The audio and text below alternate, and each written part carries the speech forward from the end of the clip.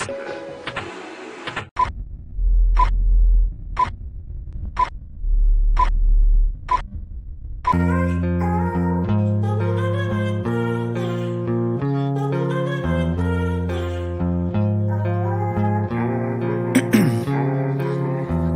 my veins, I've been driving this train, years in this lane, there's no stopping this flame, cause I came to the game and I changed it to play how I like, rearranged it to my own domain. Yeah, I got what it takes, made lots of mistakes, taking shots, skipping breaks, feeling lost, feeling great, popping off, singing straight, never stopped, never changed, all the squad here to play, and I've got something to say, yeah. I work hard each and every day, I get lost in the words I say, I don't push pause, no I push play, I won't stop till I make a change, I withdraw on the things I make, I turn flaws into flawless traits, I build tall, never capping space, I won't stop till I hear him say, oh, la, la, la, la, la, la.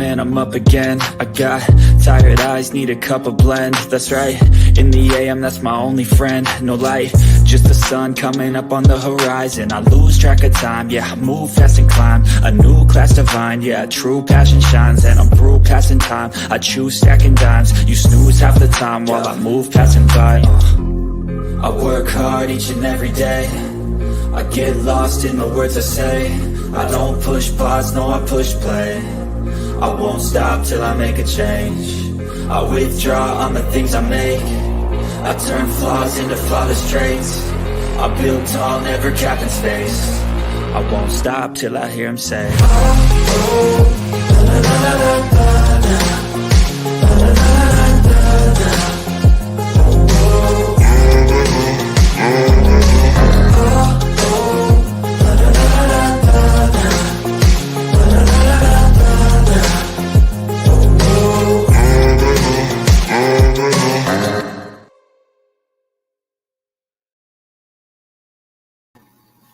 Hello, JJ, you made it. Thank you for being here. Sly was the first, y'all. No, actually, Muggsy was the first, but his comment went away over some period of time. But when I first set it up this morning, it was like 6 in the morning. When I first set it up, Muggsy already was leaving comments. So you win, Muggsy. But Sly's second.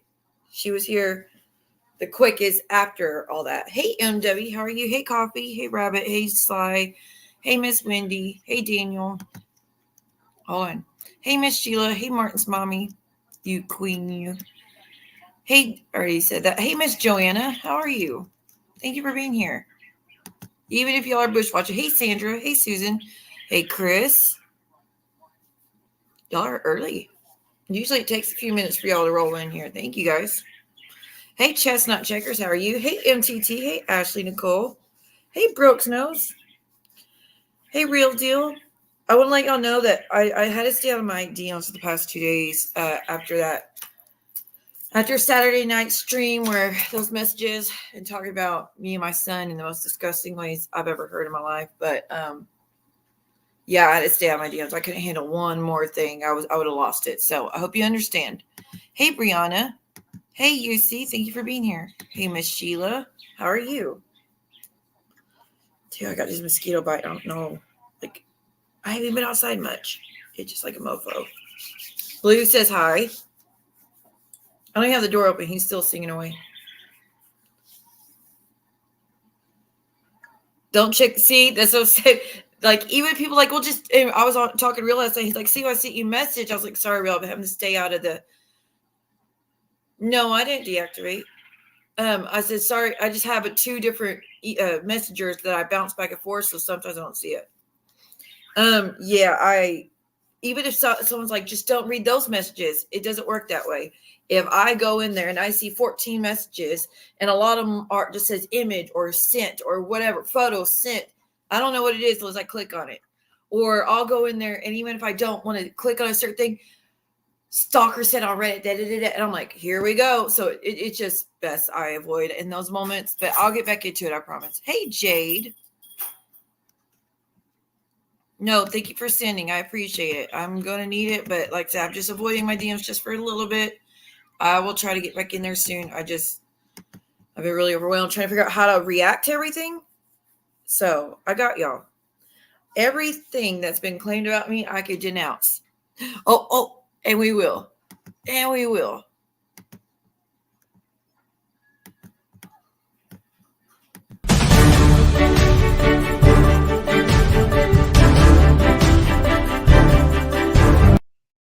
I fucking denounce you.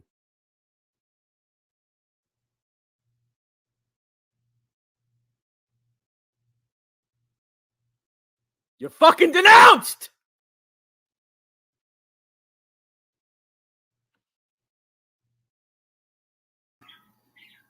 Love that clip. Again, thank you so much. I know, but if it'd be different if like a lot of people like no, like a lot of people on this side does say we don't believe that shit. Don't worry, Siwa. But I know there's a lot of people like, oh, what? Oh my gosh, that's horrible. What a monster she is. And there's no truth to it. So, Ms. Wendy, here, I'm going to message you. I just haven't been on there much. It should have went through. Hi, Miss Diane. No, you're okay. It's not, look, even if it's not you, hey, Wildflower, even if it's not you, there'll be other messages. Don't worry about it. It's not a singular action that makes me not go there. I mean, people just are trying to help. So I don't even have an issue with that. Wildflower, good to see you, hun. Thank you for stopping in and showing support. Aw, that's sweet. Thank you. Yeah, I did, Brianna. But you know, tell you a lot of do. But see, while John was live last night, I went ahead and requested my CPS records, and I listened to y'all's chat, and y'all like, don't show it, don't. So I was like, okay, I won't then. I won't. I'll listen and I won't show that. I'll keep that for my sons, for him to know the truth, since he's convinced they're telling the truth and they're really not. Because they got him convinced I try to kill him. Yeah, that's what they fucking did. And that's one of the issues. Like, and they've been telling him that his whole life and wondering why it fucks with his head so much. Fucking crazy. That's my ex-mother-in-law and Keaton that's been telling him that his whole life. That I try to kill him. Never went in details, but Amy went in details with him. Ain't that nice? And she don't even fucking know. And Brooke thinks I made up that I tried to kill myself, responding to her community tab, accusing me of doing something. Oh, she made it up on the spot. She tried to kill herself. She didn't. Okay, I'll show you proof of what happened. Me messaging someone in that time frame saying why I try to kill myself. That's why I try to kill myself at Dad's. That is what in the moment, back in that year that so yeah, no, I didn't make it up on the spot. And it was May of last year. I had to message my son and tell him that because Amy wouldn't let it rest. She wouldn't let up. And she was already telling him that story with her disgusting bullshit tied to it. So I told him the truth. And I was like, I wanted to wait to talk to you about it in person, but I guess I don't have a choice anymore, do I? I was waiting until he was old enough and waiting to see him in person and talk to him about it in a better setting, but that was taken from me. Hey, Mugsy, thank you so much, by the way, for everything, just for everything. Pure evil. And I'll prove to y'all she's been sending my son shit to get him mad at me. And she admits it. She also admits she's on Reddit talking shit about me. She's one of those accounts on Reddit. What a shock. But you want to issue a letter to YouTube apparently saying you don't talk about me? You don't mess with me, you don't talk about me. Yeah, spill that same bullshit you told my son. Because it's not true, and you know it. We all know it. We all know for a fact now that I've been telling the truth the whole time, that she and Brooke working together are the reason my son and I no longer have a relationship. The bullshit they've been spinning and involving, even in text, I'm going to show you. My son can even stay the night with his dad without Amy going in his ear about me. Not even one night. She said, oh, her son decided to stay the night with us. And I started asking him if he would do an interview with you. Not even, he can't even stay the night with his dad without her trying to start shit. So imagine what she was doing while he was living with them for a little bit. It was every night is what he told me. Every night. Every day, like constantly, they would be get drunk and start yelling at each other about me. And I would be on the phone telling him, son, just walk out. You don't need to hear that. They do not need to be letting you. You don't need to hear that shit. That's crazy. She's absolutely the worst. And this bullshit that I'm just jealous he has a new woman. Okay, well, I'll show you messages to her. Okay, now, my ex-father-in-law said that Chelsea, the woman that was Keaton's drug buddy, and he thought he got her pregnant at one point, and she said she lost a baby, whatnot. Apparently, Pops told me that was her sister. Well, apparently they're best friends, because I talked to Amy's ex-husband, and they're not sisters, they were best friends. So we'll hear from Amy's ex-husband as well. Now, I'm not doing interviews with anybody. It's just words. So you have to take it as it is, but you'll hear from him what kind of person Amy is. But I sent a message to Chelsea when I found out they were together, and it was, if he really found one to make him happy, that's great. It is what it is. He's one of those type of men that feel like they had to have a woman with them in order to behave, and I was never that person. I wasn't going to like force him to do anything. He did what he wanted, and if he didn't want to behave, bye. But he needs a woman that is controlling, and I'm not that. I'm not that. Amy is. But I told Chelsea that if you could just keep him straight, that's great. I've come to accept that he will never be okay alone. But his kids must come first. He has to repair the broken hearts of our children before focusing on a relationship with you. And if you're not willing to facilitate that, we will have a problem. That is what I told her just in 2020. Or is it 2022? Anyways, we'll see the timestamps. So this bullshit narrative that I'm just jealous, no, I was actually happy. I wanted him to move on and find a girl that would keep him straight. But I wanted him to put the kids first because he's never done that before. So we will be showing that. 1 second.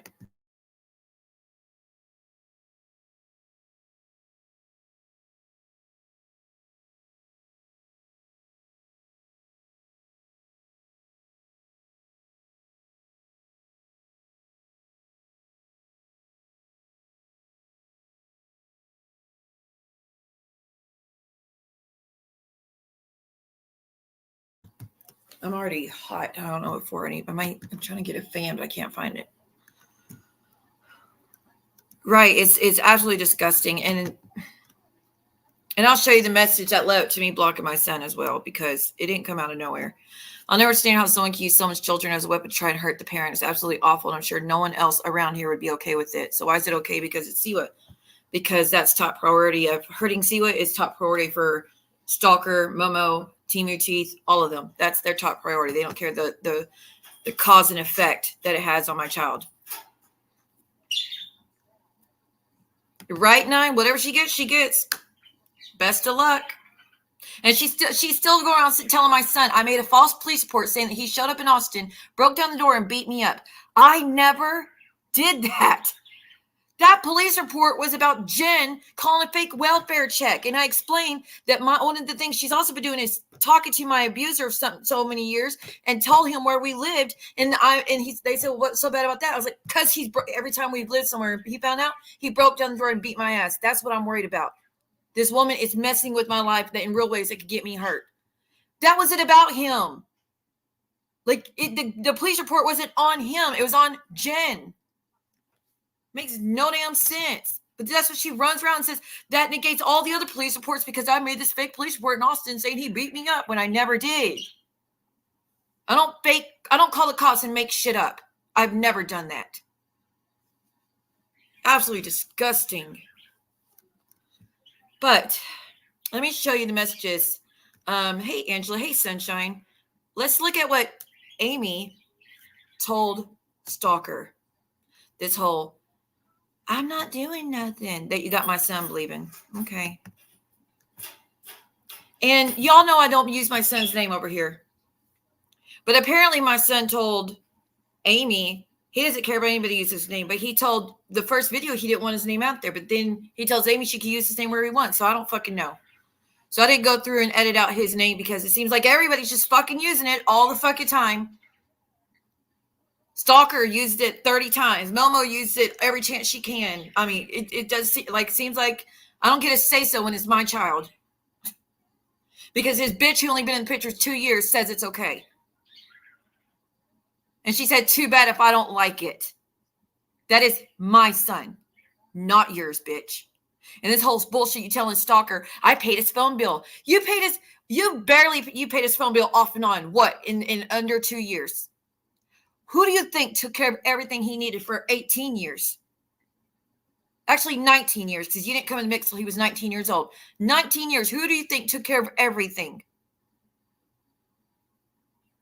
Even when you've been in the picture, I've still been helping him out. Like, it shouldn't be a fucking contest. But you can't even do that without you gloating that you're doing that to Brooke. I just paid his phone bill again. Oh, by the way, I just paid his phone bill again. Oh, by the way, see what bad mom, see what is. Oh, that was a different phone call.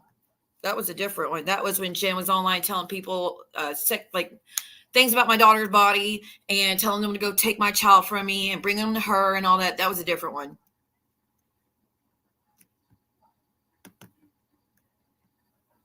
It'll bite her in the ass in the end. But no, but again, in the message to Brooke, she said my son told her she could say the name and she don't give a damn how I feel about it. And I'm gonna show you that in just a minute. Yeah, they tag him on the community pages. They have a hashtag going unblock blank. But of course they are, because Amy says it's okay. No, Rosebud, you're good. I appreciate you, I appreciate you trying to help, specify and clarify with me. No problem there.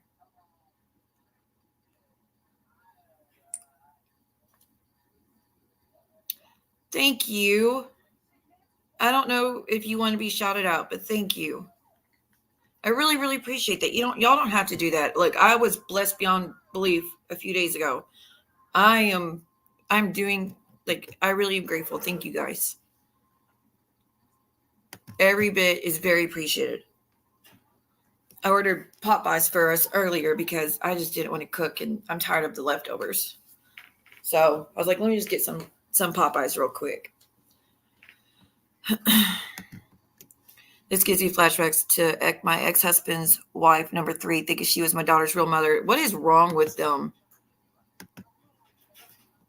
What is wrong? No, the bitch did not give birth to him. She wishes, apparently. That woman wants to live in my skin at this point. Thank you, Brooks Nose. Echo, get ready for Echo. Hold on.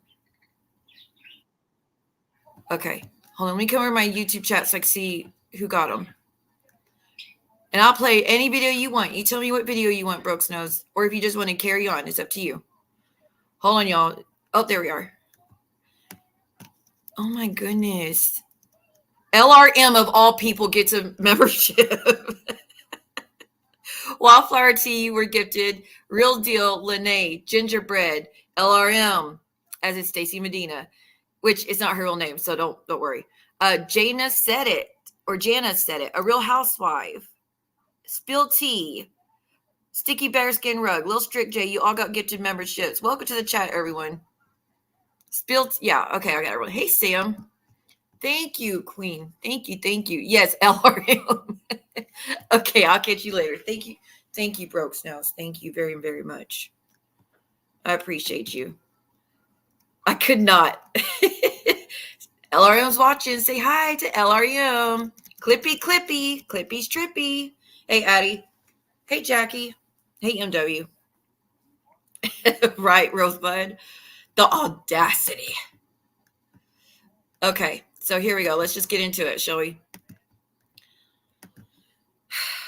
And these were sent to me 2 days ago, and I wanted to go hit the live right then. And I actually did hit the live later on that night, and was pretty emotional because they were talking about the situation with my son when I tried to take my life. And back then, and it just really disgusted me that they were really claiming I was on the run for the police. Can y'all just make sense of it? If a mother is found guilty of trying to murk her child, true or false, that if they wanted to go across state lines to to arrest that individual, they could.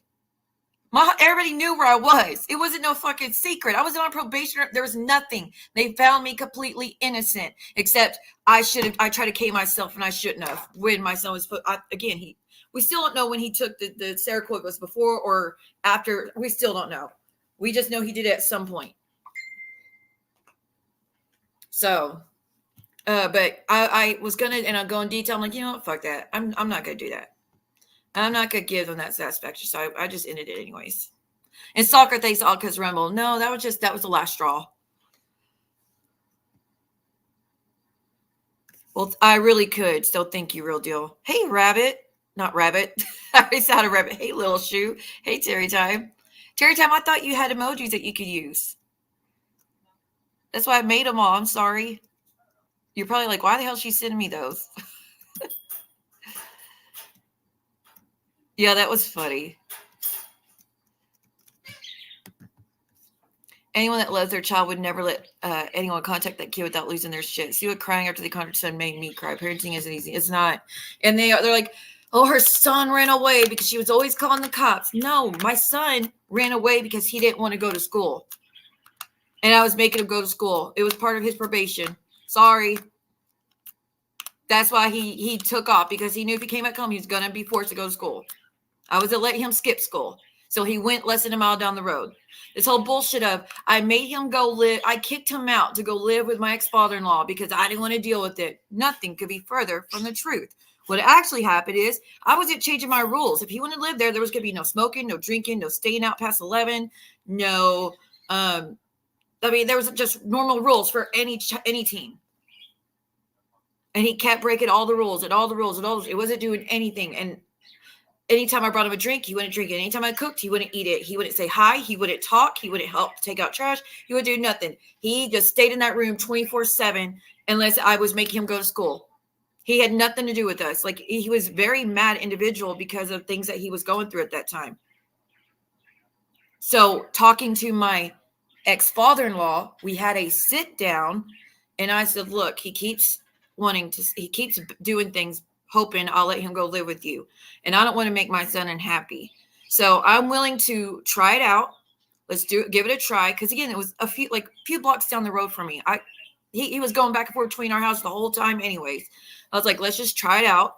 But he's got to take his medicine. He's got to go to his appointments, and he has to go to school. If he does not do that, he has to come back home so I can keep an eye on him. And I'll show you proof of that. But my son was really mad at me because I ended up having to put him in a facility for mental health to save his life. And if I go back, I do it again. And he didn't like that. He hated me for it. But it kept him alive. He's still here. So it'd be a neglectful parent not to do that, you know? But I will show you proof of my interactions with him during that time. But see, when he was upset with me and didn't want to talk to me, I respected his boundaries. But I still reached out to him, let him know I loved him and missed him, and just like, I just really want you to do okay with life. So this is from Amy. Let me zoom in a little bit for you. From Amy to Stalker. Very normal behavior. If Lance wanted to come on a live, would you let him? Brooke, seriously? It's a possibility. He has said he might want to, but I don't really know if he would. So she's already talking to him about it. You can't tell me she didn't bring up the idea to him. Okay? But I don't really know if he would. As in he's thinking about it, as in it's not his idea, you mean? I'm just asking before I talk to him about it. You mean talk to him about it further? Brooke, what's going on? You see, not immediate no. It's why? What's going on? He is sick of all the lies, and I think he would want to clear it up, and maybe it would shut her up if her own son told the quote-unquote truth. She goes, that poor kid. But I'm messing with, like, girl, your own child came running to my page. Shut up. This is what Amy also had to say. Why do you think Siwa is not talking about me and Keaton and talking about how he abused her, which is total bullshit? No, it's not. Because Lance has already warned her that if she keeps it on, then I'm going to tell all her dirty little secrets. Yeah, we're going to talk about those dirty little secrets soon enough. She also forgot to mention that one of those DVDs, I don't know if she means DV situations. I don't know if she's talking about, I try to go to the courthouse, get a DV situation dropped. News to me. I do remember him wanting me to go drop getting the restraining order dropped to get some that the state put on him because he just got arrested for DV. And automatically when someone's arrested for DV, they give the victim a protective order for like a month. It was either a month or 3 months. That's automatic. So Keaton was saying he was doing better and he wasn't going to do that. And he learned his lesson, you know, what all men say to their abusers. And so I fell for it. I was still very young. And I was like, okay, well, let's go and try to get this order off so we could work on it. Yeah, they denied it. He got arrested. She has been talking about, Brooke to Amy. Siwa has been talking about you. She said you're telling Lance all the shit we talk on her. Now, I've been telling y'all that for a while. She's been doing that. And their response, no, she's not. Oh, you know it. You know it. Oh, wait, let me turn those off. I forgot. Thank you. Let me turn the ads off, y'all. Give me 1 second. Well, I won't be out completely, but they'll be on conservative. Y'all, I've already been very blessed, so I don't need that on. Okay, that should fix it. Let me know if it continues, though, okay? Like if it continues being incessant. Not these messages, but all the data, my messages between me, my exes, my childhood friends, my sister, my boys that try to date me, all that. I have the proof on those. Even the guy in Baltimore that I went to go live with, I have a mess between me and him. This bullshit of I was chasing D. He was just a friend. Again, he was married. I knew him since I was a teenager. 1 second.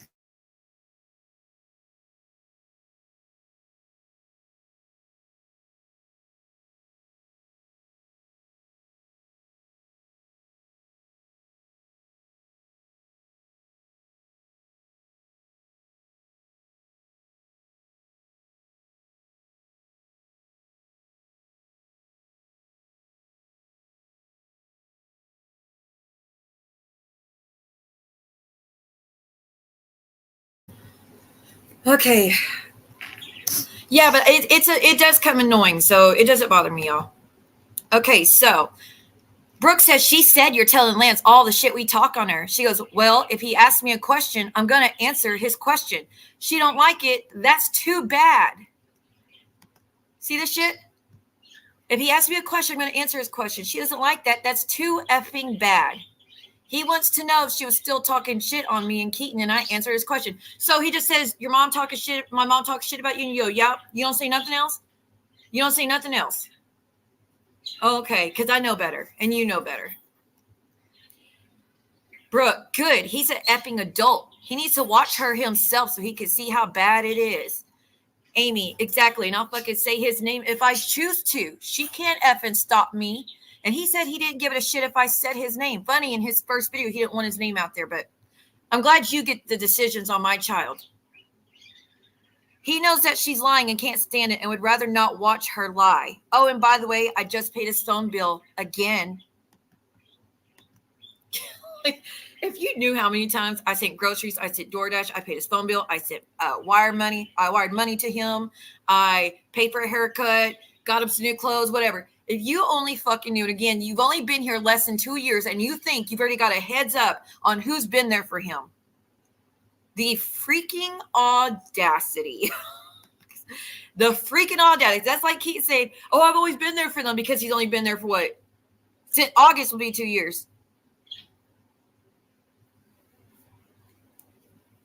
Actually, he wasn't actually in my son's life in person till the Christmas. You know, the Christmas he went over there, that was the first time he had actually been there consistently.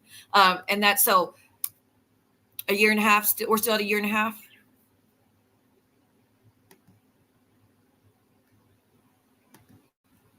Okay, I already did that one. Brooke, okay, well, y'all have a great holiday weekend. So even the holidays, this bitch can't stop thinking about me. She goes, Kay, I'll watch when we get back. So what, you'll watch me? You'll watch them? What are you going to watch when y'all get back? Brooke apparently watching me. She's screaming about us and lying to Lance on live stream. Called you a slut. I'm sorry. I ain't been married 6 times in a row. And I'm not even, like, you're in your 50s. You're even married 6 times. I've been married once.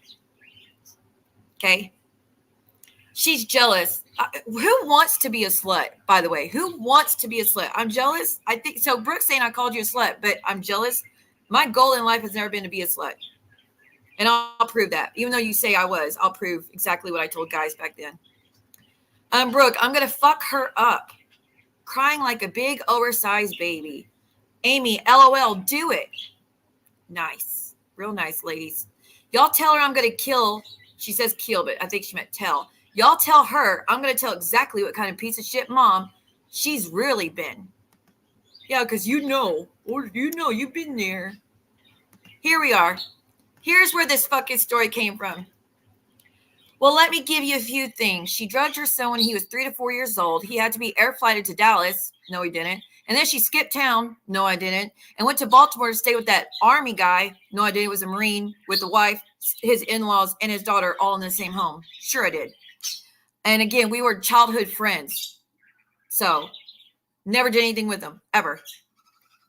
I'm sorry you can't wrap your head around that thought, being friends with the guy and not doing anything. I can. For that Army guy, while our kid was in the hospital, really, because my son was in the back seat when my dad went to take me to the Greyhound to go to Baltimore. I have the picture right now in my closet of my son in the back seat smiling away. That's the picture. And I took that picture because I was like, I don't know, like, just in case something happens on the way up there, or just in case I don't see him for a while or whatever. That's why I took the picture. He was in his car seat right behind me, looking at me, holding his SpongeBob plushie and smiling from ear to ear. Really? Okay. Sure. That was quick for apparently being intubated on death's door, like she says. But stayed with the Army guy while he was in the hospital. Then her parents took custody of him, so they got tired of him and then sent him to stay with Keaton's mom. False. My parents never got tired of my son. Before I did what I did to myself, my dad had recently had a heart attack. I was the one that had to drive him from his house to the ER while my dad was having a heart attack in the passenger seat, and my son was in the seat behind us. That happened like weeks before. My dad wasn't doing good. That's one of the reasons he was mad about me, about my timing and stuff. He wasn't doing good. He was having to go to the doctors to figure out what to do, and they were talking about quadruple bypass surgery. So it was kind of hard on him to take care of a toddler with nobody else there and no help. The state said they wanted someone to always keep me supervised and make sure that I don't try to hurt myself. That means not going to the store and leaving me there. Because again, they didn't. That's when I took my opportunity, was when my dad left. That's when I tried to do what I did. I begged him not to leave, and he left anyways, thinking I wasn't serious. And yeah, anyways. So they just wanted to make sure until all that my new medicine got in my system and evened out that I had support. My dad didn't want to worry about it. So I talked to my friend up in Baltimore, again, friends for life. He also struggled with S stuff. So he said, why don't I just come up there and get a break from it all? And that's what I did. Everybody knew where I was. It wasn't a secret. So this running away, like I said, even if I had crossed state lines to run away, if they had found me guilty of trying to hurt my son, they would have no problem issuing a warrant and coming to get me. We all know that.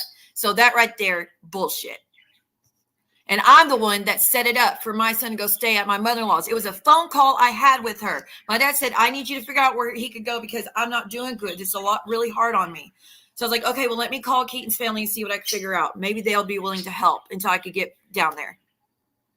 That was the agreement that happened, that she would only keep him for a month till I got back down and my levels were good and I was happy. And she held on to him for 2 years, not letting me see him. I had to take her to court and fight and pay $2,000 or so to get my son back. So no, and no. All across the board wrong. I don't know where the hell this woman gets off. That is how it came about, is Brooke reaching out to him, talking to Keaton, and him wanting to tell all these fucking stories about me, trying to act like he's a good guy, and I was this wackadoo, and he's so much better. Like, that is what pissed me off and why I started telling the truth about him. That's why I never said his name. I never even said his name till he did the interview. And even though Amy says otherwise, nope, I didn't. Nice try. But, okay. Then when he was around 14 and 15, she would call and have him arrested. Show those mugshots. Show those pictures, those arrest reports, those charges, those mugshots, anything of me having my child arrested even once.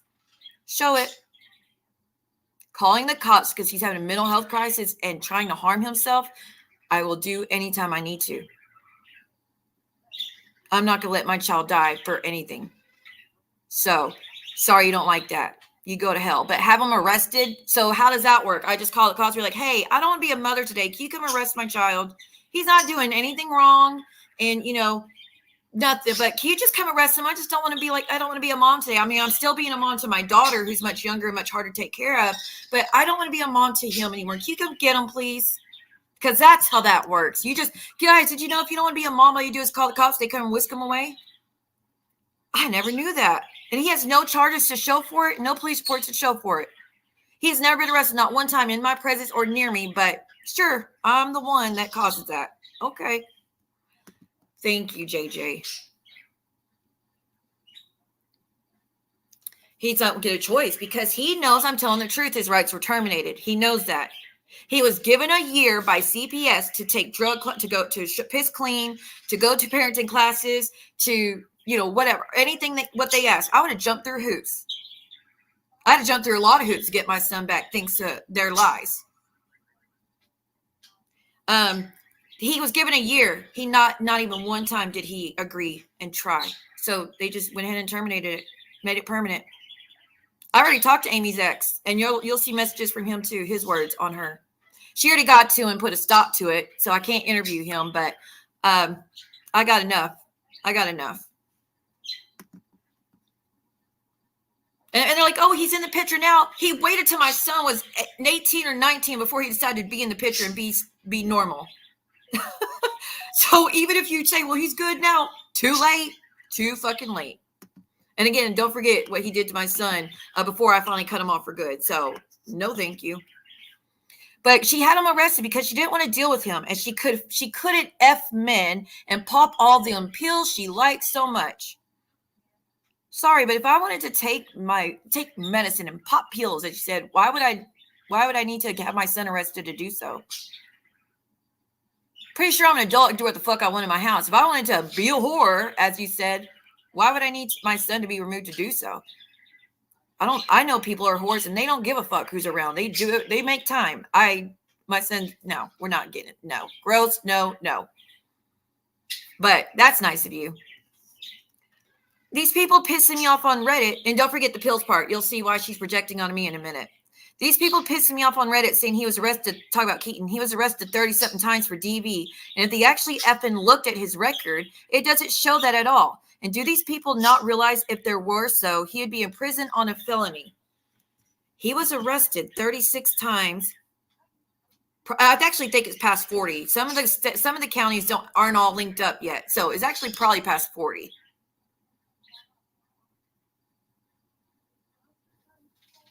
Okay, and 6 of them are DV. That's just the ones we can see. That doesn't count all the ones because there is a county there in Tatum, Texas. That place, that's where most of the arrests took place, and they don't even have a computer system where everything's logged in. Trust me, I tried last year.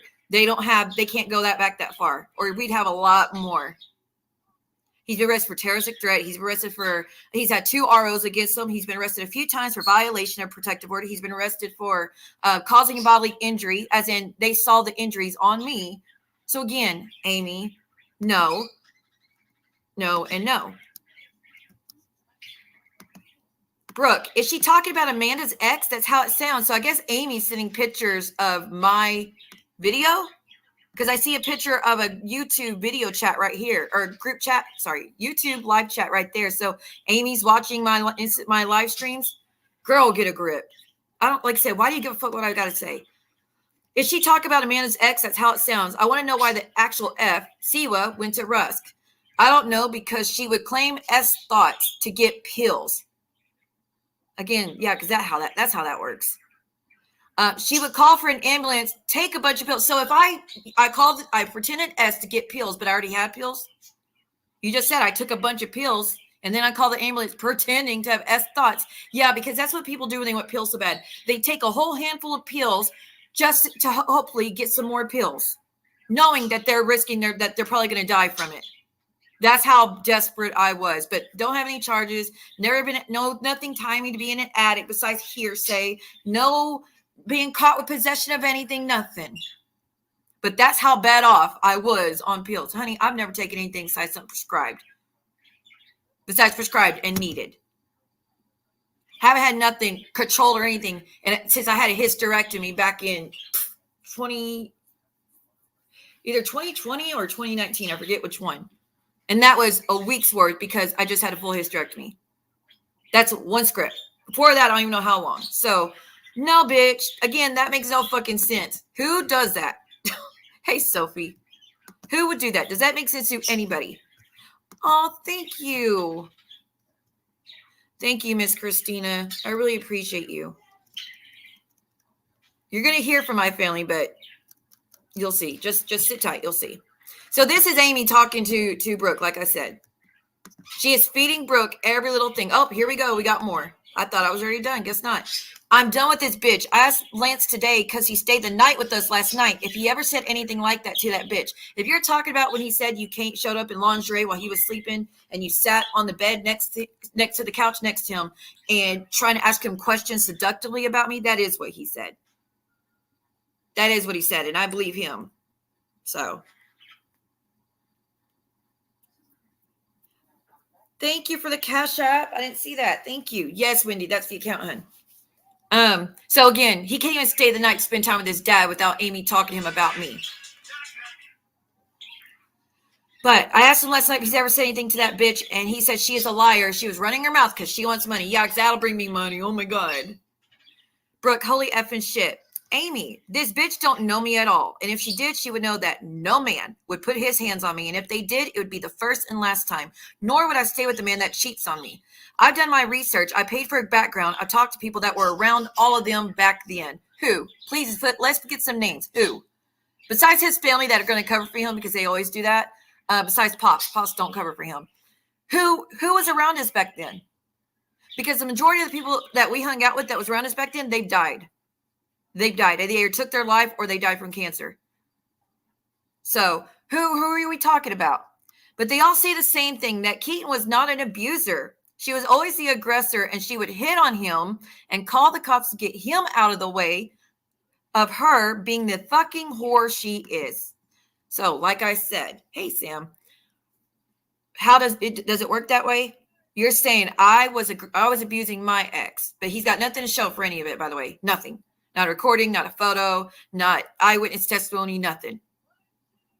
But I was the aggressor. I would beat up on him, call the cops, and be like, hey, can you come get my husband and arrest him for DV, even though I have no marks on me whatsoever? But he does, but I don't. But will you go arrest him? Because I just said so, because I need to be a whore. What? Cops do not just arrest someone for DV when there's no proof of any of it taking place, whether it be witness, whether it be proof, whether it be injuries, whether it be hearing the yelling themselves. They don't do that. If they don't have any proof of DV, you know what they do? They make the couple split for the night and they give them a chance. And if that don't work, then they'll arrest somebody. And usually when that happens, if they keep fighting, they arrest both parties. You really believe that shit, don't you? You really fucking believe that I beat on him and then called the cops to have him arrested because I needed to be a whore when I was, again, and you'll see proof of what I would tell men back when I was dating, and it'll prove that what I'm saying is facts. I don't sleep with guys. I don't do one-night stands. I have to be in a committed relationship and care about you before I ever go that route. So, nice try. Apparently, she told him not to file his taxes back to my son. Apparently, she told him not to file his taxes because if he does, she will go to prison. That's not what I said. I'm guessing she used his social security number and filed him on hers. So my son doing a video saying my mom must have filed me on my taxes and kept the money, that came from Amy. I showed y'all my taxes going back 2 years. He's not on either one of them. He's not on this year's either. He's not on them. I didn't get no money for him. So, nice shot. Nice try. But that's where that lie came from. He had apologized to me for it, saying, Mom, I'm sorry, I was just being paranoid. You weren't being paranoid. You were being gaslit, and she was planting seeds in your head. So now we get to try and figure out what she has actually done and try and fix it. So don't say anything about it. Yeah, but she took a screenshot and passed it around, Amy. Good luck. Don't say anything about it, but you could say something like, we just found out the fuck shit she's done and we'll be handling it. I'll say it's called fraud. So you're telling Brooke to go live to address me on your behalf because you can't get to me. And we know she had filed that false police report saying Keaton beat her up. She's talking about Austin. No, I didn't. You were told that by Maria that I did. No, I didn't. How do these people not see that she is a total effing liar and his rap sheet, as they call it, consists of traffic violations? Who all has looked up his record? Who all has looked up Keaton's record so far and seen the charges? We know good and damn well it is not traffic violations. Most of it is paraphernalia, driving without a license. That's it. But as far as traffic, the majority of it's driving without a license, and there's only a few of those. And DB, violation of protective orders. But that's what his stuff consists of. Oh, terroristic charge. DB with bodily injury, again, as in the cops saw the bruises and injuries on me. You really are sitting here gaslighting everybody, saying that, oh, it's just traffic. She made it all up. And again, saying that my police report in Austin saying he beat me up proves what a liar I am. No, it proves what a liar your friends are, because I didn't do that. I didn't fucking do that. There's a lot of family DV. There's restraining orders. There's breaking a violation. Again, he's got so many charges. That's just in one county. Y'all don't even know all. In like, there's 5 or 6 counties he's been arrested for with DV, violation, substance use. Multiple counties. We're talking, like I said, 5 or 6 counties at least. And just in one county, we see 36 charges. So, am I really? So she's claiming I lied about that too, when she's the one lying to everybody, saying that I made it up, that he hasn't been arrested for none of that. And if the state picked it up, then that means the state saw enough to do so, right? So let's hear from Amy's ex. Let's hear from Amy's ex. I say, is Amy your ex or your mom? I know there's 2 of you named blank. So I want to ask first, because her ex-husband and the son share the same name. So I wanted to make sure I wasn't messaging the son.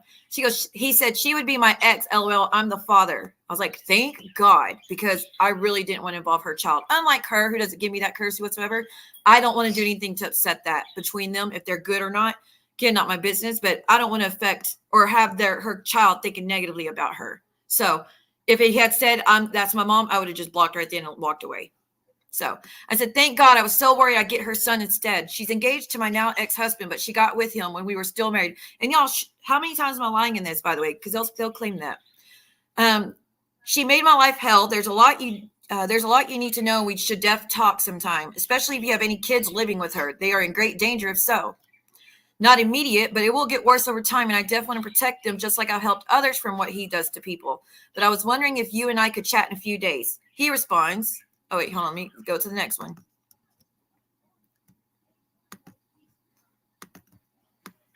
He responds, sure, she did pretty much the same thing to me when we were together. Long story, I can explain where we meet up. Your ex-husband wanted to meet up with me, like in person. I'm tied up today and tomorrow. Let me know when it's good for you, and I'll meet up with you. I said, well, I live nowhere near there anymore due to the abuse and stalking by her and Keaton and Drunk Stalker. I don't think I will ever go back to that area. It'd blow your mind if you knew what she's been doing lately. But I would love to chat with you. We can both fill each other in. Honestly, your kids really are in a dangerous place if you have kids living with them. I'll say this. Texas terminated Keaton's rights indefinitely due to the extensive drug use and abuse to me and my children. And she's on a warpath because I refused to lie for them and say he didn't do those things. I have recorded proof and text and police reports proving what he's done, but that bitch thinks I'm lying. She's effing crazy. I've never encountered a crazier female, besides Stalker, who stalks my every move, and she's never even met me or spoke to me. How crazy is that? And she stalks me online. To explain the rest, but yeah, we definitely got to talk. Please don't tell her or anyone we are talking, not the kids or anyone, etc. Oh, wait, hold on. Not that.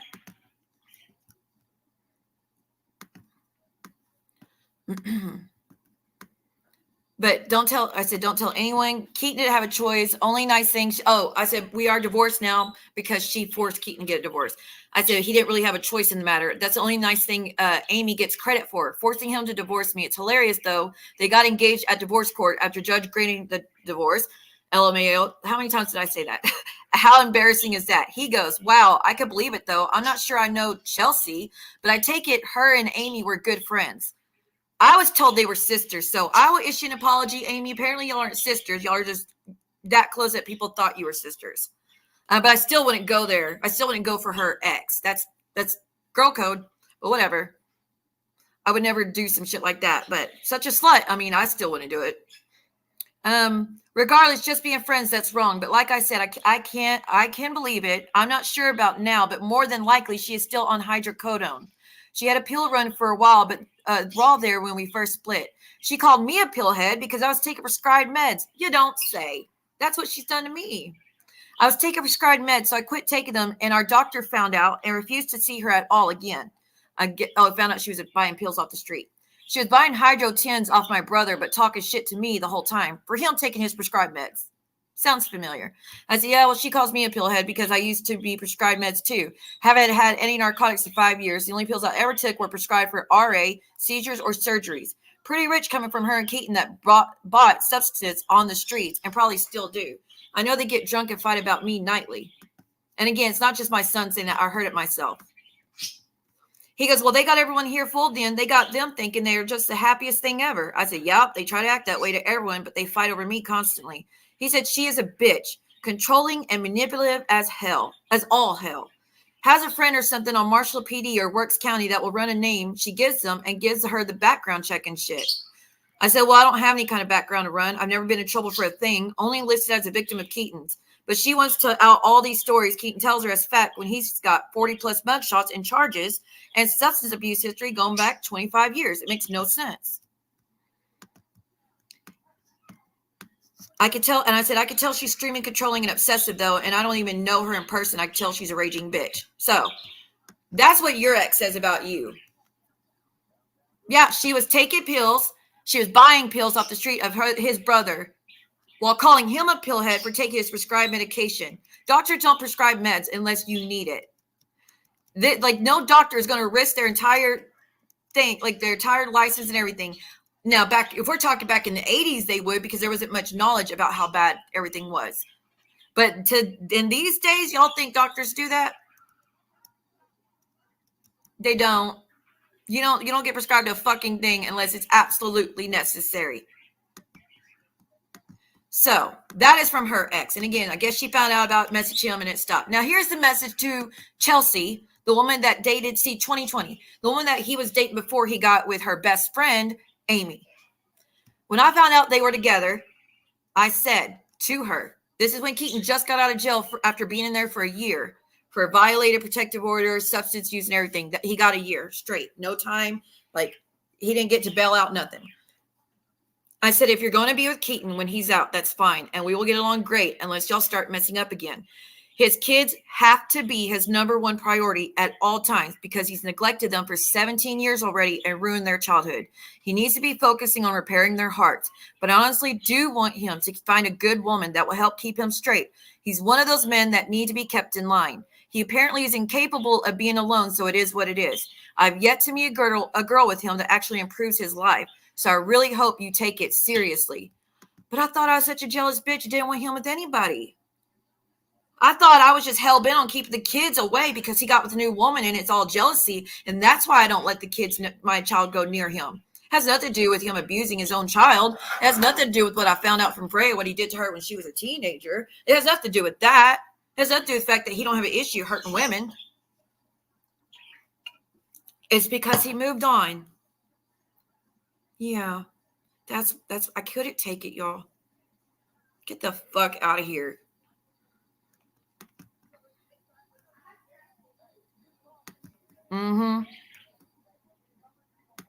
Yep, she had to keep poking. So that's to Chelsea, and then which she didn't respond because she probably didn't want Keaton to know. So then while he's talking to Chelsea, he's mentioned me how much he loves me, wants me to still be with him, which ew. This is again 2020. We're going back 4 years, and y'all think I was just hell-bent on keeping my hands on him.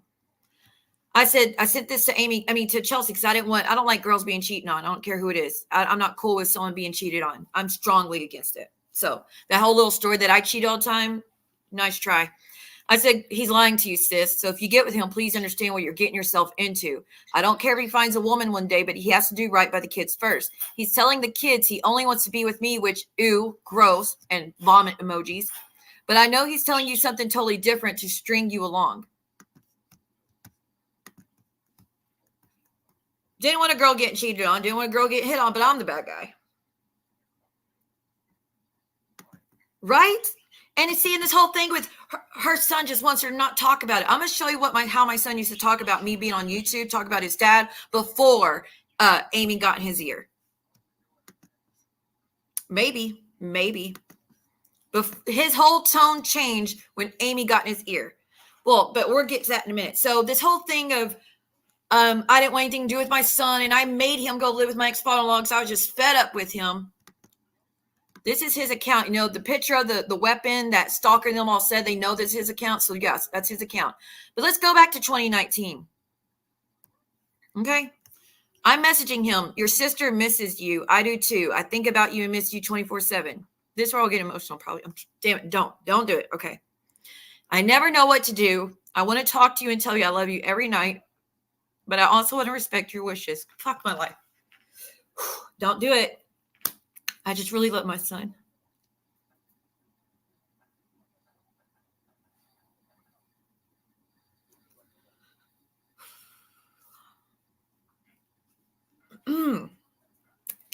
I said, I really want to respect your wishes. It's so hard, though. You truly have no idea how much I love you. If you need anything, just let me know, and I'll try to help.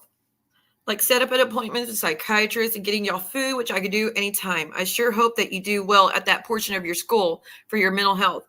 You're going to be going there after at school where troubled people go.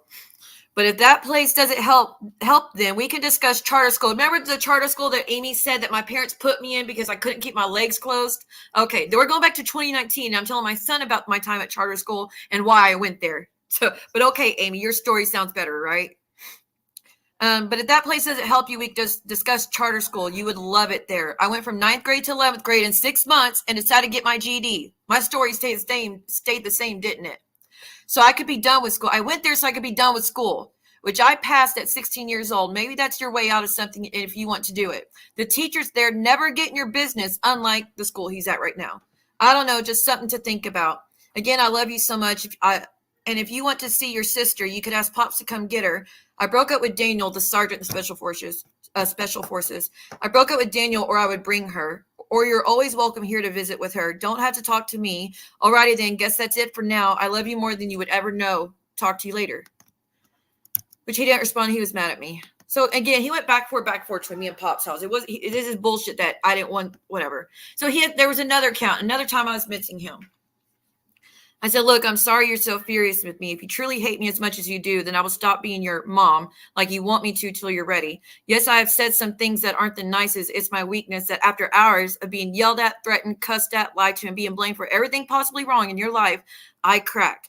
I deal with depression myself, and I am stressed beyond what you can imagine myself. So I'm getting back on Paxil to help with that. But if you aren't going to make it to the appointment to get counseling and get on the meds that will help you with your anxiety and depression, then I'm going to have to bring you home. I'm not going to live every day in fear that you're not going to make it through the day. Once we get you to the appointment and get you started on your meds, I'll back off. After all the stuff I went through and all that stuff to get you out of jail, it's the least you could do to pay me back. I just want you to be okay and be able to deal with all the bullshit that life throws at you. Please work with me on this. I'll keep my word and back off if you do so. Just keep in mind, though, that you will violate your probation by not going to counseling and not getting on your meds. But yeah, I wanted to be a neglectful mom. I didn't want to be there. I was like, bye, good riddance. Don't want to be involved. Leave me alone. Whatever story they spin to him now.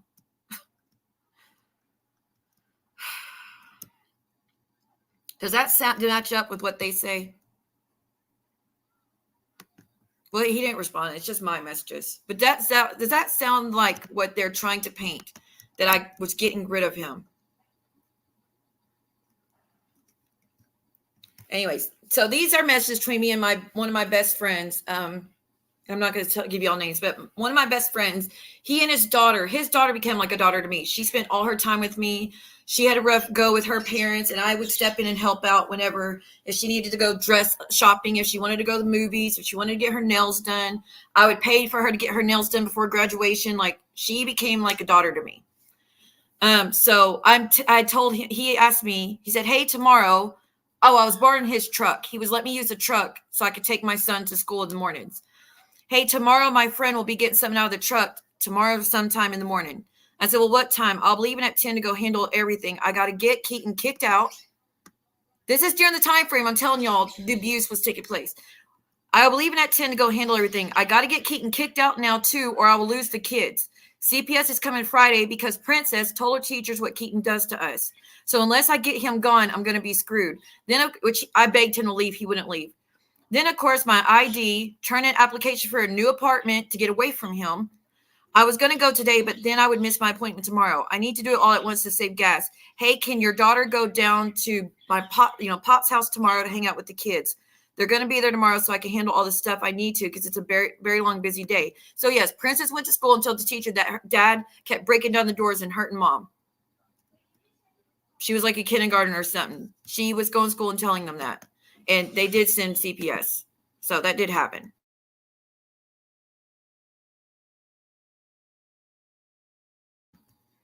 What the hell's your picture?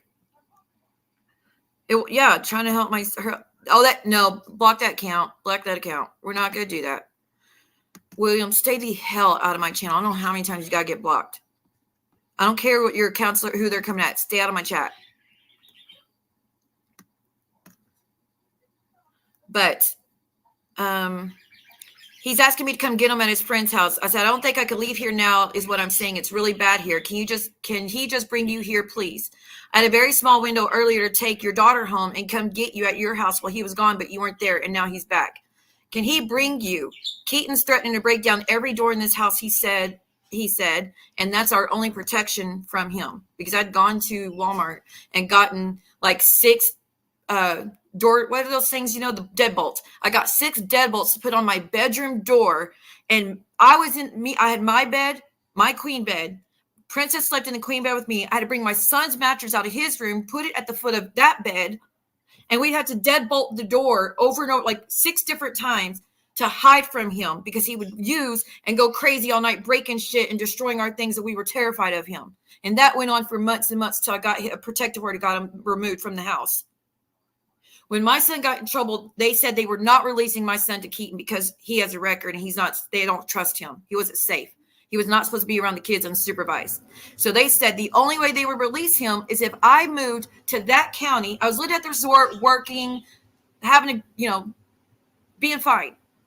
They said I had to move to this particular school district and agree to take care of his probation and bring him in on his appointments and make sure he go to the doctor and all that stuff. And I had to pay for his probation fees, which Pops did help me. I had to pay for his probation fees and all this shit, which I don't regret, to be clear. But I had to move to that area immediately to get him out of jail. And he was freaking out in jail. Freaking out. The only way I could move that quick without saving up money was to go to Keaton. We had agreed to get a house together to get our son out. One end of the house would be his. The other end would be mine. There was no relationship. There was no fixing things. There was nothing. He had not been using. He had been straight. Thought he was safe again. Once again, another time he gets straight for a little bit. Thought he's good. But as soon as he gets under the same household, boom, back to square one.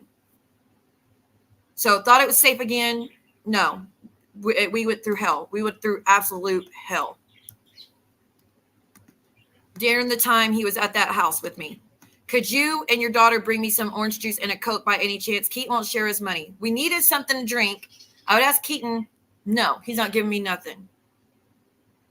This is while we're all living in the same house, and he's wanting to try, and he wanted to be there for the kids, and he's putting all his money towards something else. He wasn't paying the rent. He wasn't paying the electric. For 2 months, our rent and electric got backed up, which led to that GoFundMe there, but he makes fun of.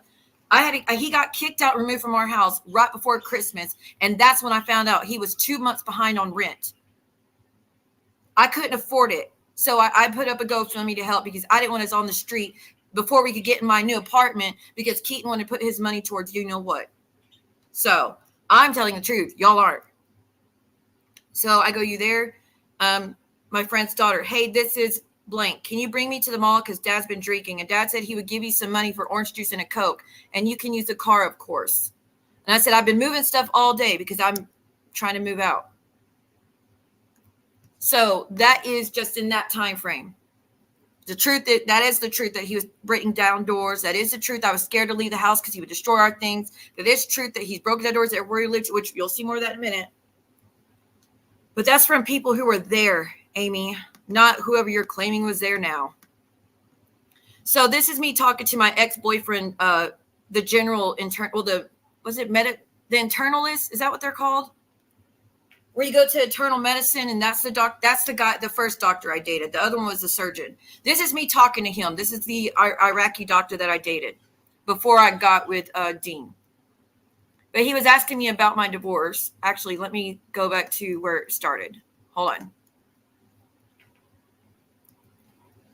Okay, this is between me and the doctor. He said he's on call Monday, Friday, and off Sunday. May have a little afternoon time here and there during the week. I said, well, we have to keep in touch. Oh, yeah, of course. Do you have the kids all the time, or do they have to go to their dad sometimes? I said, nope, it's all on me. He said, well, that's even better because you don't want them having mixed feelings. Says, oh, yeah, I'm more than happy to be the only parent because I can provide security and a steady, calm home and home-cooked meals every night. He can't provide any of that, so it's good. I just have to sacrifice going out and being social, but I gain way more from being here, as in with my children. That's what I preferred over going out and being social, clearly. Not Amy's bullshit of I was going out and be a whore and going out and popping pills everywhere and all this other shit. That is not true in any capacity. And this is back in 2015. You saying I'm that much psychic? I knew that she was going to come out with all these allegations, and I had this plan for that many years. For 9 years, I had this planned. He's asking, so did you get pregnant while you were still married? I didn't understand that part. I said, well, I got pregnant from the blank. Her name was Lily Jean. I lost her at 4.5 months. I can't discuss more than that. It's the most painful moment in my life, and I'm already shaken just saying that part. My heart and mind can't handle that pain. Anyways, I was told after that I'd never be able to have a child again because of all the damage done. Blah, blah, blah. We know all that shit. Then 2 years later, after having sex one time in years, as in years with anybody, he was the only person I'd done anything with in 2 years. But one time I slept with douchebag, and along came princess, which is madness because I had miscarried 7 times when I was actively married to him. And after that, we had trouble. We tried every day for a year to get pregnant again and never did. So after all that happened to me, knowing what doctors said, and knowing I couldn't after a whole year, I definitely didn't expect to get pregnant after just one time during a fling with one night fling with douchebag. So this bullshit, there's multiple men and all this shit. No, he's the only option. You think if I had another chance of her dad being someone else, I would fight to make it Keaton? Do you really think, knowing how he does my first son, do you think that is just that's what I want? If there was any chance in hell there'd be someone else to be the father, I would have ran trying to go to him. Last thing I wanted was him to be the father, but I'm so grateful she's here. So I'm not the one trying to break that up. It's so disgusting to me that he is now cool with this shit being said.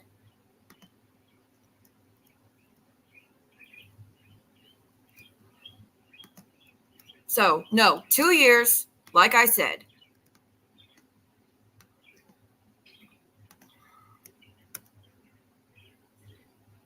This is about me telling how I was getting the divorce. I don't really want to get into that, but that's the same shit of I've been trying to get divorced.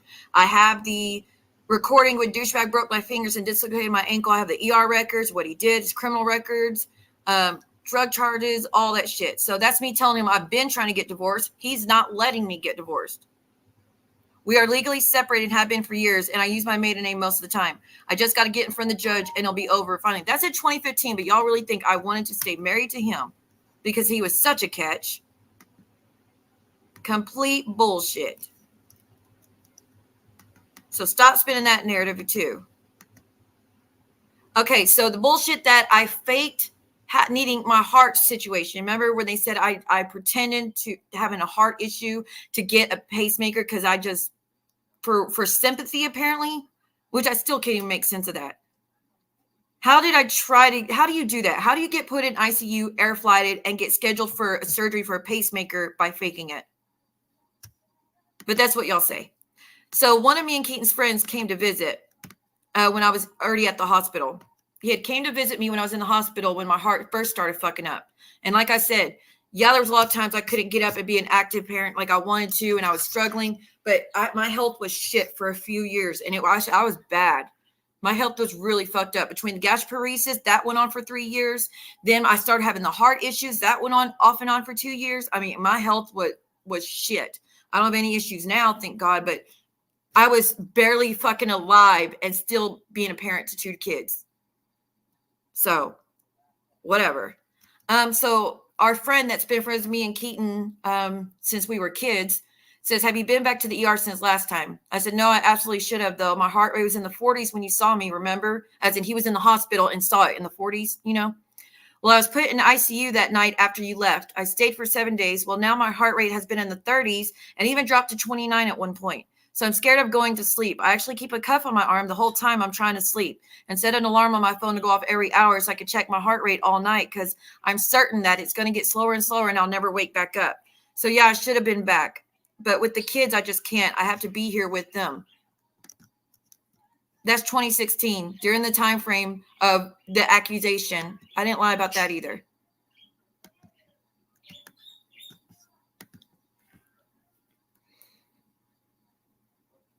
I know.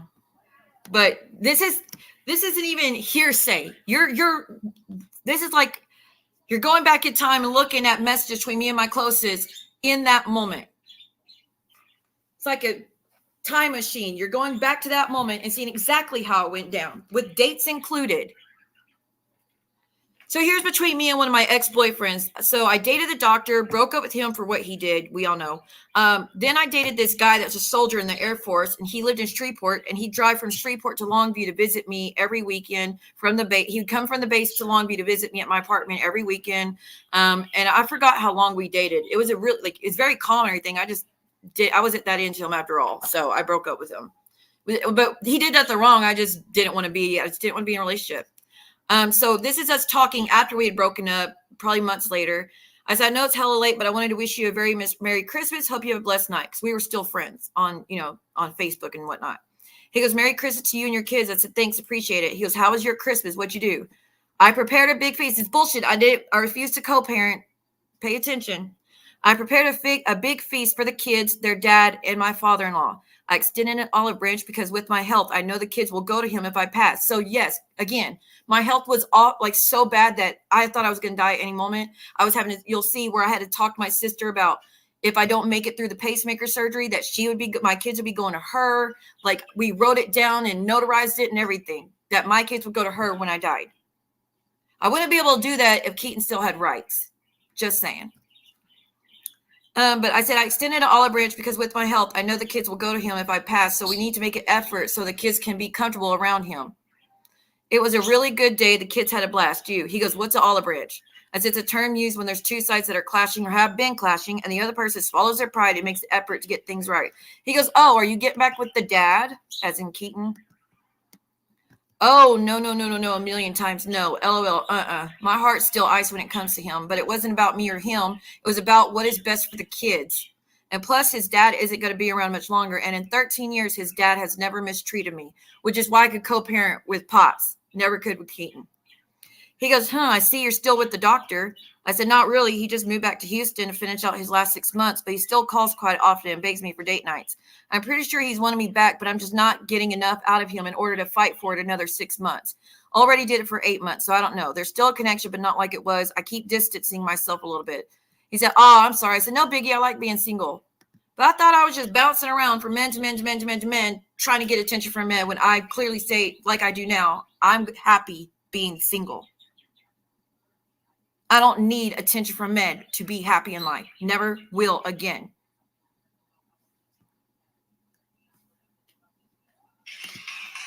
Oh. I take a feeling this could be my aunt. Oh, no, it's not. Potential spam. Hey, hon, can you check with John to see when the drunk stalker's baby daddy napkin NDA is?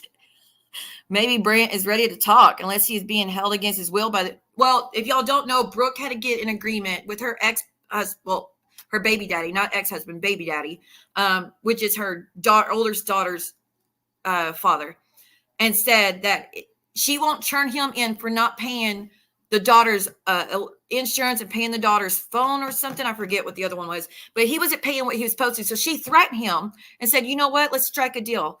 I won't turn you in to the courts and get you in trouble for not sticking to the terms of our agreement if you sign this napkin agreement that you won't talk to anyone on YouTube about me. That's how bad it is. That's how bad she's struggling to not get this out there. to not get her side out there. But my ex apparently is free for all. Nothing wrong with it. Can't relate. I know he's a liar. I've always known he's a liar. I knew he was going to get there, say exactly the shit he said. Nothing new to me. So you didn't do the damage you think you did. What caused damage is Amy getting in my son's ear and you helping do so. But whatever. Thank you so much for that, by the way. Thank you. How can she blackmail someone in her life to not talk to people but on YouTube? But she's comfortable doing it to Siwa. Yep, time and time and time again. She was into the point she was willing to do it to my child. Lord. I said, how much longer are you home? He said, till July 21st. You happy? He said, he likes being here. He said, like being here or in life? I said, both, actually. He said, I'm happy being in Florida, but love life sucks so much. But enjoy the time I have with the people that want to be with me. Again, my views on relationships. I think love life sucks in general. As in being intimate is not what it's cracked up to be. It's not like it holds no weight to me. I think they all suck. So who cares? Either you're single and yes, at times lonely, but just think, there's no lies, no bullshit, no cheating, no having to buy gifts, and you get the whole bed to yourself. Or you could switch that, or you could switch that. LOL, maybe I'm just bitter. And those 4 years I spent single spoiled me, but I choose the first. So, like I said, the 4 years of being single back then was true. Then I was single after the SA and all that in the trial. That was 2 years of me not touching anybody or being around anybody. For 2 years, I had that one thing with Keaton. And Princess came along. There was no one in between. There's no chance of it being anyone else's. Or again, I would gladly, and I would have done it much sooner than now. I know for a fact there's no option or any chance in hell being anyone else's. And Keaton knows it too. But he's just going along with it because it's what makes Amy happy. He knows good and damn well. I've offered him DNA tests in the past. He said he would not. Feels no need to DNA test me. He did DNA test the other baby mama. He knew she slept around a lot. He DNA tested her like that. He refused to give her a cent or sign a birth certificate until she did a DNA test. And it came back positive. It was his. So he don't have an issue asking for it when he wants it. I've offered it in the past. And no, he already knew. So knock it off, Amy. So this is the guy in Maryland that I went to go live with. Now, you tell me from these messages, does it sound like someone who I have feelings for, or does it sound like someone I'm friends with? He said, hey, Siwa, how you been? Call me sometime. He gives me his number. I said, hey there. It will be kind of hard considering it's long distance for me, and I don't have a long distance plan. Again, this was back in 2010. Unless I call you and you turn around and call here. Anywho, I'm off work today and tomorrow for my birthday, so feel free to call me around 6. I am taking my son to the monster truck rally for both his and my birthday. His is the 25th. He'll be blank. This is the first time I've had him since I was with you. As in, since I was at your place in Baltimore to get, rest and relaxation from everything. This was the first time that I was allowed to see my son, and it's because the court demanded it. Big legal mess, but I just dropped $700 for a lawyer, so it's off to battle. Only $1,800 more to go to have this whole thing taken care of. Very stressful, but well worth it. But I thought I didn't want him with me, and I was just doing that because I just wanted to be a irresponsible adult. When I didn't even go out, I didn't do anything. So me talking to my friend in Baltimore, hey, you can call me if you want. I don't go to work till 4 p.m. my time tomorrow, and I'm off Friday, so hit me up. Much love. Not love you. I miss what we had. Everything good on your end? Yes. You need to find me a hot girl, Siwa. Which all my guy friends say that you need to find me a hot girl. I don't hang out with. Anyways, this is my views on women that are promiscuous. By the way, I said, well, I'm having a rough path health wise. He said, how am I doing? But other than that, very happy. I said, oh Lordy, I don't hang out with chicks. They're all slutty and have no morals or class. Why not just embrace being single like me? Saves you a lot of bullshit. He said, LOL. I said, I'm disheartened that you're single, though. I was really hopeful of your last relationship, as in the marriage he was in when I went up there. As in the marriage he was in, I was really hopeful that last one would work. But if I was going to try to go be with him, wouldn't I have been pissy and bitter and demanding and trying to break that up? not supportive of their marriage and happy they're together. Yeah, because there's no fucking truth that I ran off to chase anything. The fucking, like, I hope y'all see how clearly that bitch lied now. This is the person in question. Now, this is me talking to my childhood friend. We've known each other since 4th grade. We've stayed friends the whole time till he died a few years ago in a motorcycle crash, actually. But this is the last conversations me and him had. He knew me from 4th grade to teenager to adult to being 30 something. He knew me that whole time. Okay. Y'all said I was such a hussy in school. I told him about, I don't want to misbehave or something. He goes, misbehave? Ha, you don't know that world, honey, because they know I am the most lamest, prudest person out of everyone else. He goes, but thank you. I said, probably not. I was so lame in my teens, got married at 17 and started a family. So never really had the fun years full of bad choices and fun. He goes, why wait? You live one time. That's it. But if you're happy, stick with it. I said, well, I think you never get a second chance at those years. But my dumbass thought it was worth sacrificing because my true goal was to be a great wife and a mother. So I set it in plan in motion ASAP. I definitely paid for it because I got with an abuser instead. I envy all of y'all that stayed in touch and lived life to the fullest. He goes, nice. I still live life. Hold on. He goes, nice. I still live life. I said, well, I would too if the ex ever took the kids. He hasn't in years, though. He's fucked off on that crystal. He's crazy now. Not we're fucked off on it. Not I used to do it, but I gave it up or whatever bullshit story you're going with now. He's effed off on that crystal. He's crazy now. Last Thanksgiving, he blacked my eyes, fractured 2 fingers, dislocated my ankle. It's crazy how bad that stuff is. So I never get to do anything outside the resort. Just got to wait it out, I guess, till they're older. I said, I'll wait to have a social life when my kids are grown. In other words, not I'm going to try to get them arrested so I can be a slut. Not I locked him out of the house so I could be a slut. No, nothing. I had no, that was never a motive of mine in anything in my life. To go to parties, do substances, be promiscuous, pop pills so I could not have my kids around. Whatever shit she says was the last thing on my mind. So, wow, never. That's one thing I'm so psychotic about. I hate MFers that hurt women. I'll kill a mofo. I'm sure you have some kind of time. I said, well, he's been arrested for it over 3 times. Again, this was back a long time ago. I thought there's a 3rd strike rule, and I really don't. I'm always with them. My only freedom is when they're asleep and I stay awake till 2 a.m. because I could take a long bath, relax, and then watch whatever I want interrupted, but it's okay. With Dean, I'm sure my next year will be amazing. He's already so I was dating Dean at this point. He's already asked me to get a passport because he wants to travel every chance he could get, and he'll pay for my family to watch the kids so we can go.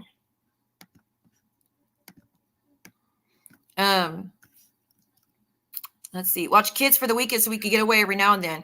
It's bullshit, but my family won't do it unless they're paid for it. Unless I'm having to go to doctors to figure this health shit out, which I'm grateful for, actually. And I always return the favor, but this stuff is necessary, so it's the only time that matters to me. I'm fine not going out. Just sucks every now and then.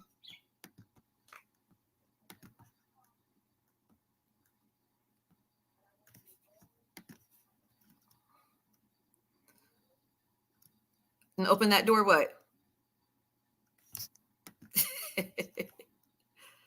Yeah, sure did, but I didn't even listen to it. All I heard is she said that she don't talk about me or mess with me, so I need to shut up.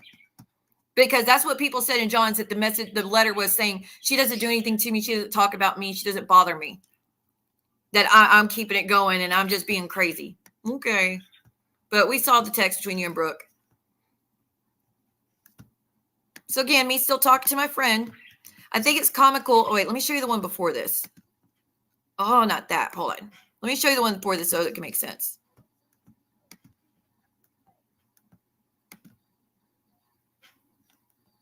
That's between me and my sister, which you'll see in a minute.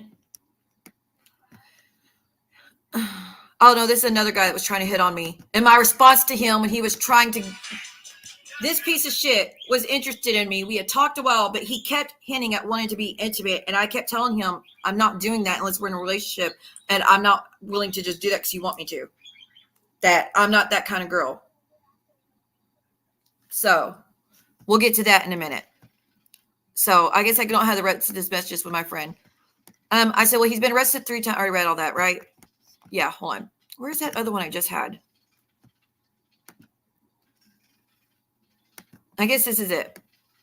I said, I think it's comical how many guys have become clingers. It's hilarious to me because they aren't used to girls saying no or making them try for it.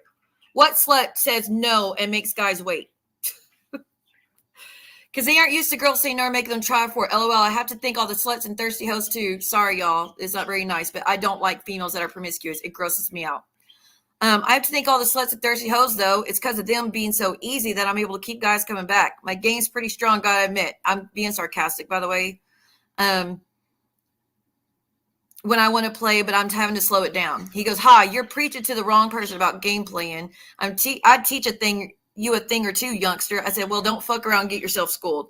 He goes, wrong answer. This isn't high school anymore, sweets. So he is a friend we went to school with us.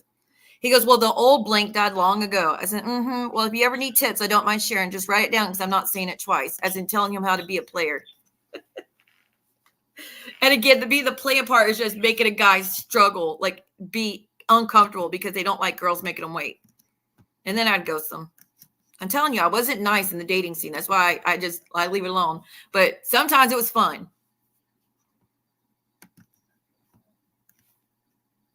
Oh, what else? I mean, I don't know. I don't really want to know what's in the letter.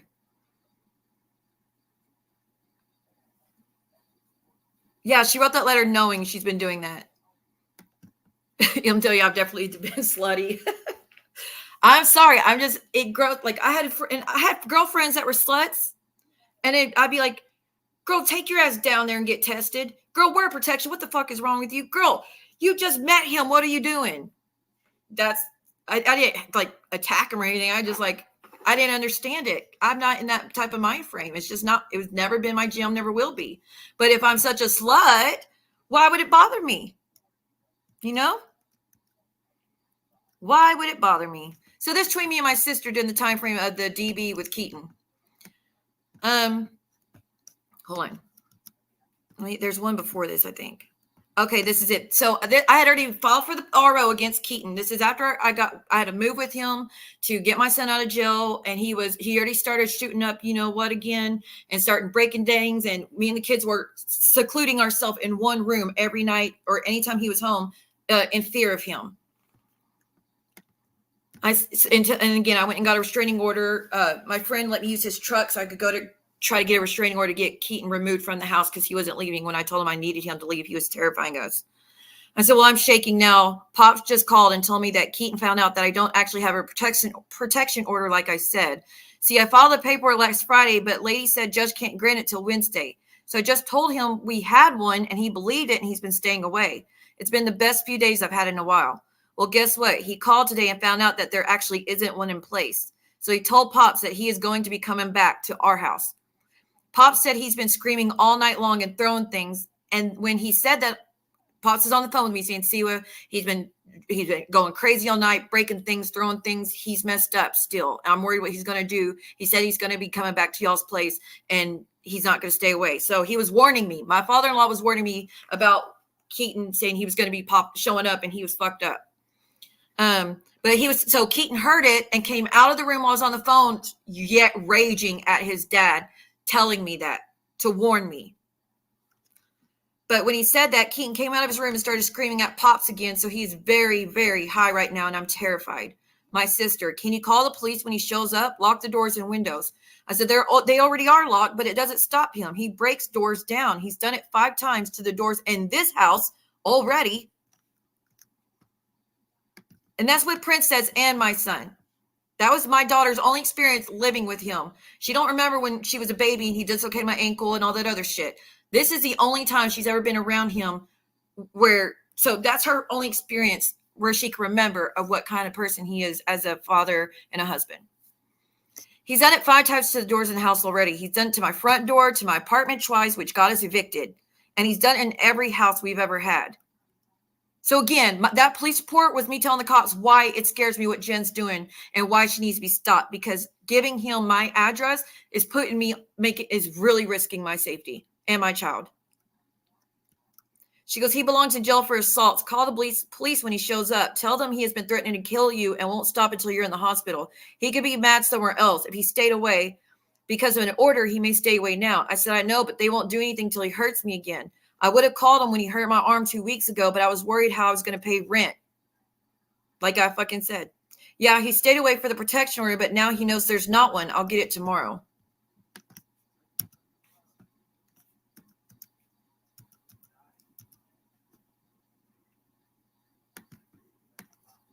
So that was me reaching out to my sister. I didn't have an audience. There was nothing I was trying to gain. That was me talking to my family, letting my sister know what was going on. And I was scared.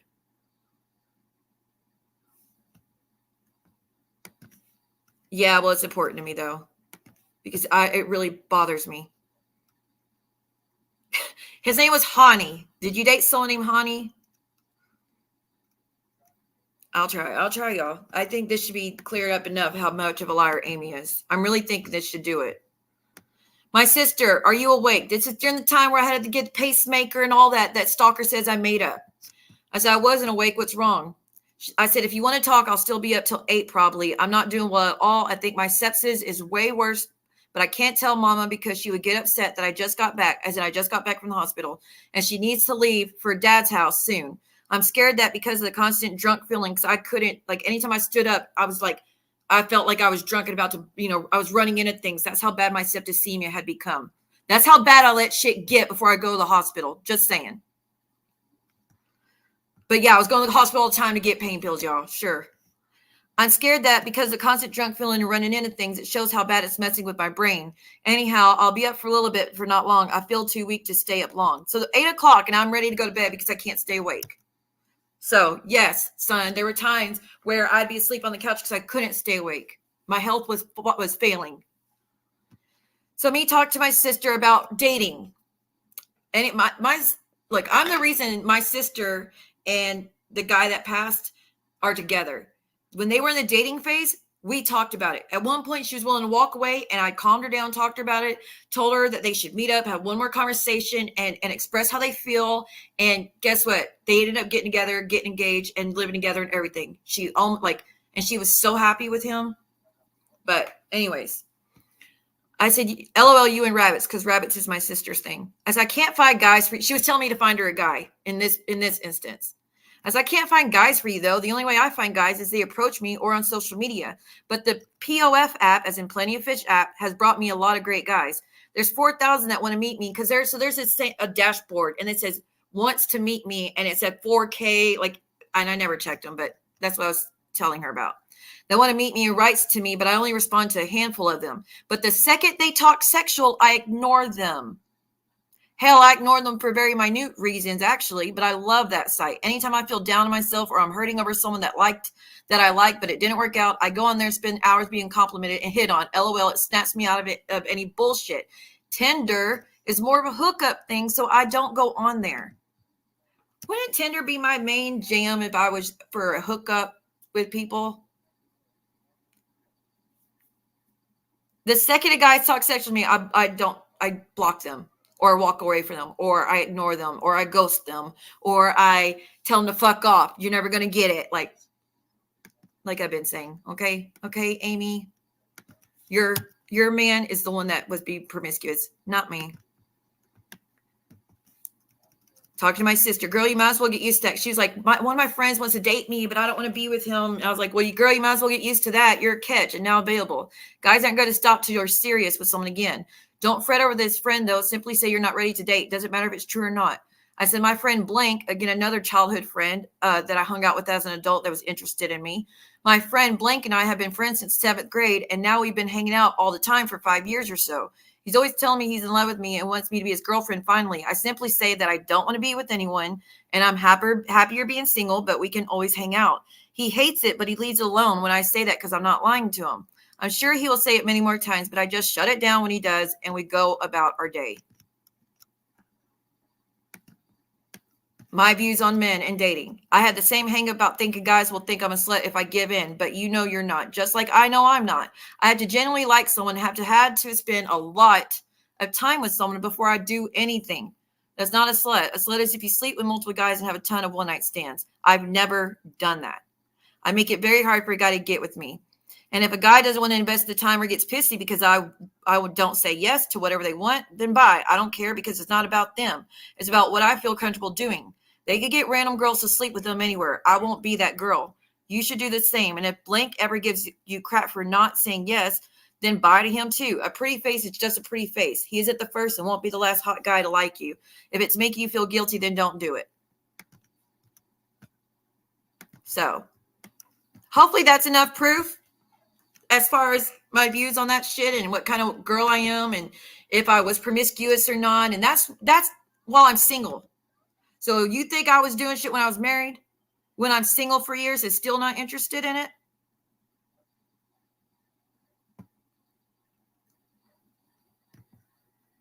I don't know about y'all, but it seems like my story's matching up, don't it? It seems to be the complete opposite of everything Amy's trying to paint me as, doesn't it? These are not edited besides hiding names. So, still feeling horrible. I still can't stand. Oh, my sister's asking how I'm doing. I'm still feeling horrible. I still can't stand because I'm constantly getting close to fainting. Next week, I have to go get fitted. This is before I got scheduled for surgery for a pacemaker. Next, we have to go get fitted for a heart monitor, which will be good to know when my heartbeat starts dropping. She goes, well, I'm just hoping for good news for you. Goodness gracious, that one wasn't good. Hold on. Hold on. There's a part I got to go back to. I'll read the last part, but you won't see it because I missed the edit. She said she wishes the best for me. I said, well, that's so sweet of you. We love y'all too. I'm okay at the moment, just really struggling with all the symptoms from the medications, as in drowsiness, not be able to wake up immediately. That, and again, heart rate dropping, you get drowsy. It's hard to stay awake when your heart rate and blood pressure bottom out. So yeah, like I said, I'm not going to take that for my son. There was times I needed to be awake and I couldn't because I was so sick. I said, well, that's so sweet of you. I'm okay with the one, struggling with symptoms for medications, but overall it's an improvement. I'll let you know if there's any new developments. Have a good day. Talk to you soon.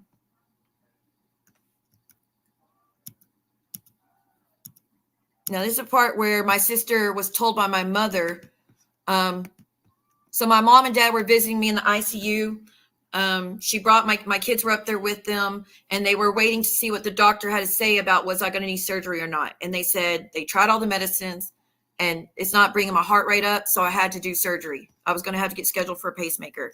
And my mom called my sister, said, hey, just let you know, they said she has to get one.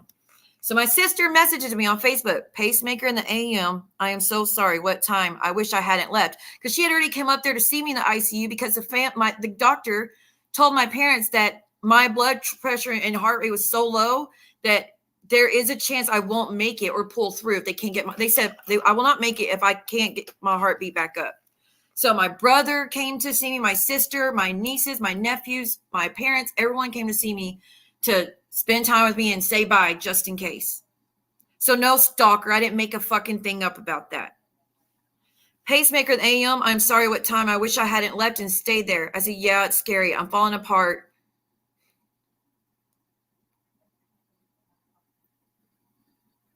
It was a very scary time because I really thought I was going to die and not ever see my kids. And I didn't know where that was going to lead them if I did die. I'm falling apart and having anxiety attacks where I can't breathe. I don't know a time yet. All I know is that I can't drink or eat anything past 12 and that it could be first thing in the morning or around 2. She goes, well, I'll pray for you. You will be okay and that God will bring you peace right now and throughout the night. I'm sure everyone has said many things to help ease your nerves. I am sure there's nothing that can be said that can really help. Trust that God will guide your doctor's hands and that you will have quick healing. I have a really good sister, in case y'all are wondering. I said, I can't show it to y'all, but it's at the bottom. Thank you. I said, thank you. Thank you. No, there's not really much that can be said. My fear and tears are for the kids if I don't make it. I'm not afraid of dying at all. I'm afraid of what it'd do to the kids to not have a mom or dad because Keaton was still fucking up and he wasn't an option. So I didn't know what was going to happen. So she said she would take the kids for me if I died and we need to get something notarized to say so. So I know the kids are safe if I did die during the surgery. And so I'll discuss it with mom and daddy in the morning. All I can ask for is your prayers and love. Y'all have a good night. Not come give me sympathy and attention and give me money like Stalker says. How's this morning going? Are they preparing for an early surgery or later? Have mama give me updates if you can. Are the kids in school today or will they be waiting at the hospital? My son is at school. Daddy, mama, and princess will be here. Still don't know what time. My heart rate was getting up earlier, but then my blood pressure started dropping again. So I don't know what will happen. So then the doctor surgeon comes to see me, and I mentioned my sister. I said, well, they took me off the schedule for surgery today. The cardiologist wants to try different rounds of medicine to see if he could get it controlled. So again, scheduled for surgery, off the surgery. Scheduled for surgery, off the surgery. They were trying everything to get me my heart rate back up to avoid a pacemaker because I was so young. So she goes, I would hate to have my kids split up or go to another person's home. It would be devastating. I would want to make it work. It's so tough to be in your shoes. I do fear the responsibility, and I for sure need mom and dad to stay involved if it happens. I don't know if I could raise 4 on my own on a no-degree salary and grieving children at that. I really pray this works out, but it's so tough. No one wants to be in this situation. I hope you and mom have a plan. I need to go talk to my husband and get ready for work school week. Just know I am hoping for the best for you and the kids. And that's when I said, okay, I'll discuss it with mom and dad. About working it out where the kids go if I died. And y'all's little accusation that I sent those pictures to my ex-husband to flirt with him, to try to get back with them, and that those were nudes or something. I sent them to my sister. Are you trying to say I was trying to flirt with my sister, showing her how much weight I had lost? Right, Les. I've been very consistent with everything I've said, and you see the proof right now. It's a terrifying feeling because, I mean, they're messing with your heart. Getting a pacemaker, they have to stop your heart at one point. They have to stop your heart. So Brooke and them saw pictures like this, and they said I sent them to my ex-husband to try to get back with him, and I wouldn't do that if he was really an abuser. No, I was proud of the weight I lost. So again, they were sent to my big sister too. I said, yay, my waist looks small. That's how I looked in that time. She goes, how did you lose weight? You know, normal things sisters discuss.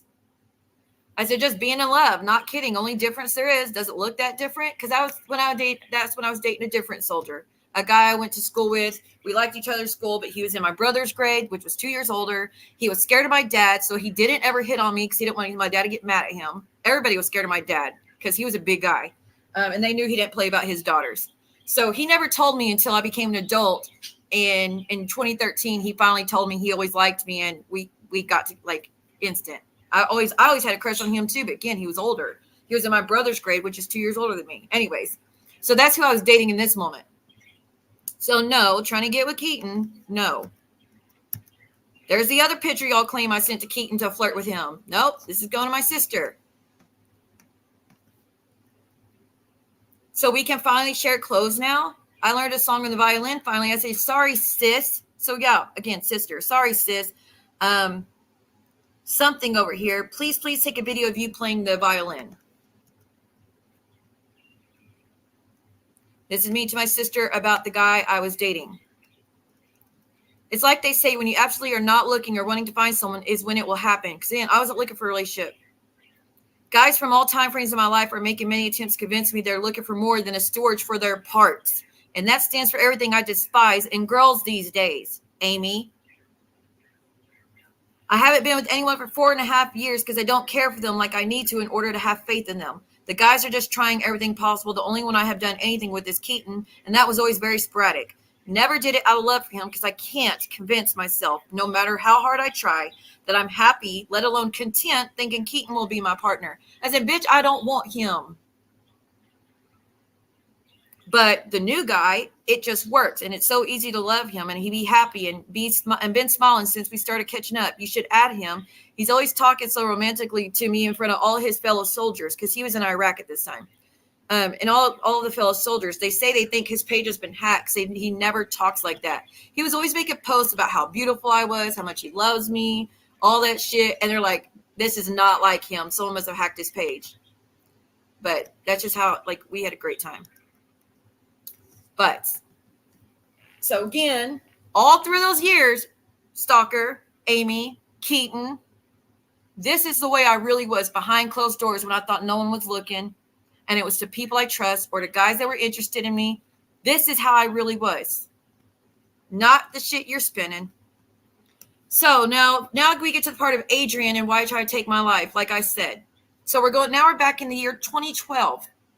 Now we're in 2012, and I'm talking to my sister. I'm talking to her about Adrian. I said, in 2005, I met the most amazing man ever. He was 28, soldier that just got back from Germany. The best smile, so much depth in his eyes, and I was being introduced to my friend's brother from Lufkin. I was living in my own apartment in Pine Tree. The brother asked if he could bring his roommate because he never gets out because he's always working. I said, yeah, and I told my bestie about him, and they planned on meeting, which she wasn't even into him, so remember that before you hear the next part. But when I saw Adrian, it was instant chemistry I never knew existed. It felt like I've been searching for him all my life, and we were finally reunited. I tried not, again, so sappy. That was the first time I felt like love at first sight, honestly. The only time. But this whole story, I knew what he'd supposedly done. I knew nothing about it. This is how I felt leading back then, thinking it was all my fault, like I've been telling y'all. I tried not to stare, but he was so beautiful. He looked nothing like that picture they had, by the way. He was buff. He never wore glasses. He was jacked. I mean, he was good looking. We kind of said, us and about 6 of my friends came over to my apartment for daiquiri night. We kind of got loud, so we were getting our jackets out of the closet to go to my friend's house. So I told Adrian, look, I have never approached a guy ever, but I wanted to let you know that I am not interested in your friend in the slightest. And I feel bad for my girl, but I really would like to see if we have something. By the next weekend, he was driving from Lufkin every Friday and leaving on Sundays so to not miss work. So to not miss work. He was a certified diesel mechanic like my brother, but was stuck at a factory. So my brother got him hired on at his job, and Adrian moved in and took over my bills. All my friends loved him. My mom liked him. My sister kept telling me how gorgeous he was. Anyways, we were together for 6 months. Only time I was truly happy. I really don't know if it's 3 months or 6 months. It was in a blur, honestly. Only time I was truly happy every day. He brought flowers to my job a lot, cooked and cleaned, and ran bath water for me anytime I had to work. He was really nice to me. That's why it took me by surprise, everything. But he'd run bath water for me anytime I had to work. So when I'd come home, there would be a bath or wait for me to get in. He'd have supper cooked. He'd have the place clean. He was just awesome. He was everything I could ever want or so I thought. But then Keaton was blowing up the phone and stopping by to see our son. But I broke up with Adrian. Needless to say, he took his life because of it. I was missing him as soon as I broke up with him. I was planning on getting back together. I didn't break up with him because I heard some news. No, I broke up with him because he cussed at my child. Anyways, and he didn't listen to me when I told him not to. But I knew it was the biggest mistake of my life, but he was already gone. I kept calling his phone to check on him and couldn't get an answer like before. My brother knew, my sister knew, dad and mom, they all kept it from me for months. They knew I would fall apart hearing that Adrian took his life. Keaton ended up being the one to tell me. Then he cussed me out when I was inconsolable, crying about Adrian not being here anymore. He knows to this day that Adrian is and always will be the love of my life. Again, not anymore. I wear his army shirts when I'm having a hard time or feel alone. But I will say this. I don't know if Mama told you since I moved here. This goes about when I was visited by Adrian spiritually and whatnot.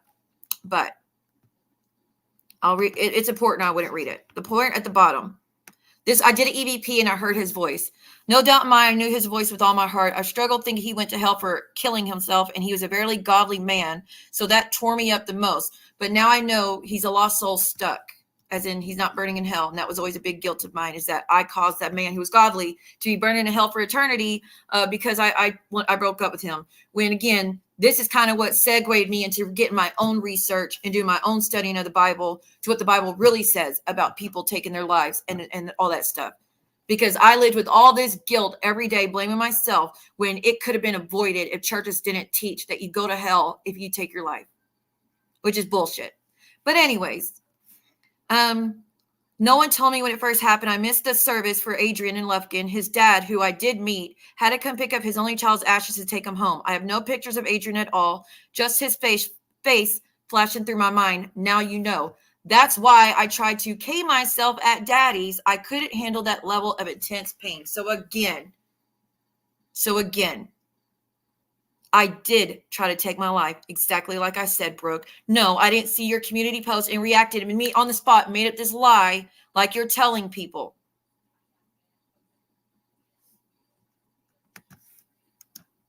It was a lot of guilt. You read a secret diary. Y'all are being transformed back in the time frame that's in question. You're seeing it for yourself. What actually took place? So I was having flashbacks of Adrian, and I kept getting visuals of him with his head blown off, and I was responsible. That is what was breaking me down. And then my best friend shot herself 2 days after he did. And then I was dealing with Keaton's bullshit, and like it was all in the same time frame, and I couldn't do it no more. So that's why I went that morning to get help, just like I fucking said. So this is more about Keaton.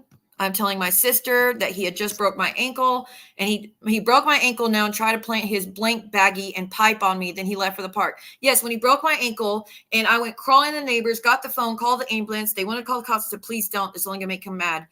I hopped back around to the house, went to go in one of the bedrooms, and laid on the bed because I was crying my eyes. I was still in so much pain. He's like, you call the cops? Did you call the cops? You going to try to get me arrested? He goes, well, if I'm going to go to jail, we're both going to go to jail. And he took a baggie and threw it at me, knowing I couldn't get up very easily and get rid of it. He took a baggie, threw it at me, threw his pipe at me, and said, well, you're going to jail too. Took the kids and walked down to go to the park to act like he didn't do nothing. And then when the ambulance showed up and the cops showed up because the ambulance called them, he comes walking up with the kids, acting like, oh, what happened? And he was screaming, oh, she's doing blink too. And they're like, I said, I swear to y'all, I've never done that. Like the ambulance driver worker said, honey, we've been dealing with this stuff our whole careers. We know who's using or not, and we know if it's abuse or not. We know what's happening. Don't worry about what he's saying. We know better. Because he literally tried to get me in trouble when I just called the ambulance needing help. My sister, I don't understand why you put yourself in that situation. He clearly cannot help you live your life and be responsible. How can we convince you to leave him? I said, get me on disability so I never live with mom or dad ever again. He also bought a pew-pew and swore he would put a bullet in my head once kids were asleep.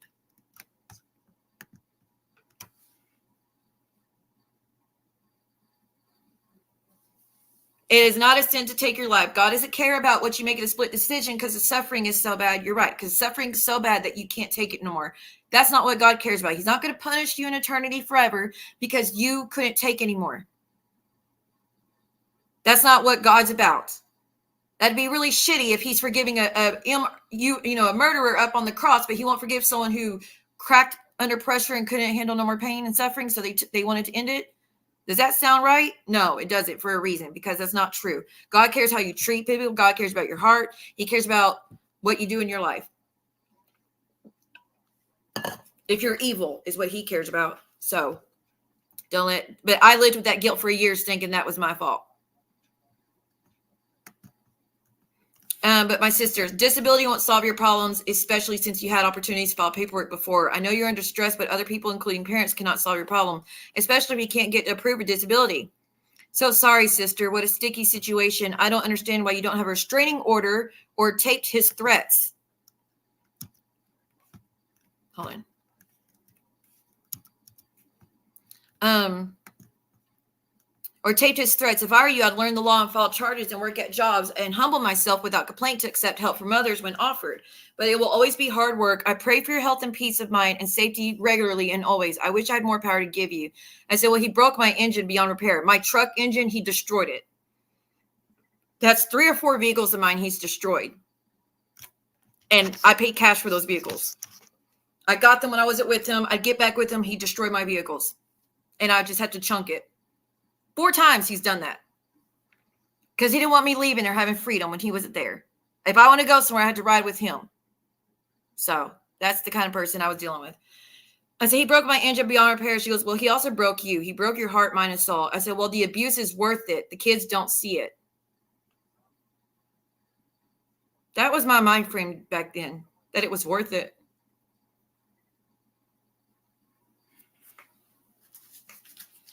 As long as my kids didn't see it, I was fine. This is before he broke my ankle, though, in front of the kids and had them involved in it. You know, come look what I do to your mom and suck it up, quit crying. What kind of mom are you? Put on a brave face. Why are you still crying like that? Your daughter's crying for you. What do you stuff like that. But before that, I thought the kids didn't see it, so it was okay. It was worth it because they had a home. They had 2 parents in the same home. That was top priority for me. And because I'm no longer in that mind frame, y'all want to talk shit because I'm no longer to deal with that anymore? Because now I know better that it did affect my son and it does affect my children. I thought as long as they didn't see it, everything was fine. But I said, I'll find a homeless shelter for Princess and me. Blank is him now. Not kidding. They tell me to stop talking because unfortunately during that time, anyways, I'm not getting into it. I'll leave that. I don't want to get into that. Not kidding. They tell me to stop talking. Not to mention he admits he calls her daily. You know, the other baby mama, he admits he calls her daily trying to get her back. The other baby mama, that is. The other girl inked forever on him because he got her name tatted. Like he's got mine 4 times that he covered up. That has her name covered up. Now he's got Amy's name on him. What an idiot. I asked him, though, to cover up the other baby mama's name, and he didn't. He said he liked looking at it and made him happy to look down and see her name. But he wanted to work on our marriage. Okay. But my name nowhere. Oh, well. She goes, my heart's broken for you, sister. He's not good enough. You should write journals, blah, blah, blah, blah. Tell people whatnot, that it could help people. We're not getting into that. You are not alone. He is a scumbag of this earth. But unfortunately, he is the one of many that doesn't have a light in his heart.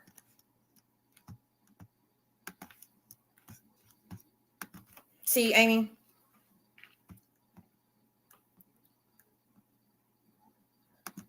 Right. Well, I've never tried it ever since that hiccup where my son got my medicine because I wasn't able to prevent it. Like I said, I made a promise to myself I would never put myself or anyone in that position ever again, especially my kids. Never done it since. And before that, I was doing it all the time. I didn't care about dying. I wanted to die all the time. But when that happened and I saw that my son got injured because I wasn't aware. Yeah, I never tried it since. I will always go get help before I ever let myself get that way again.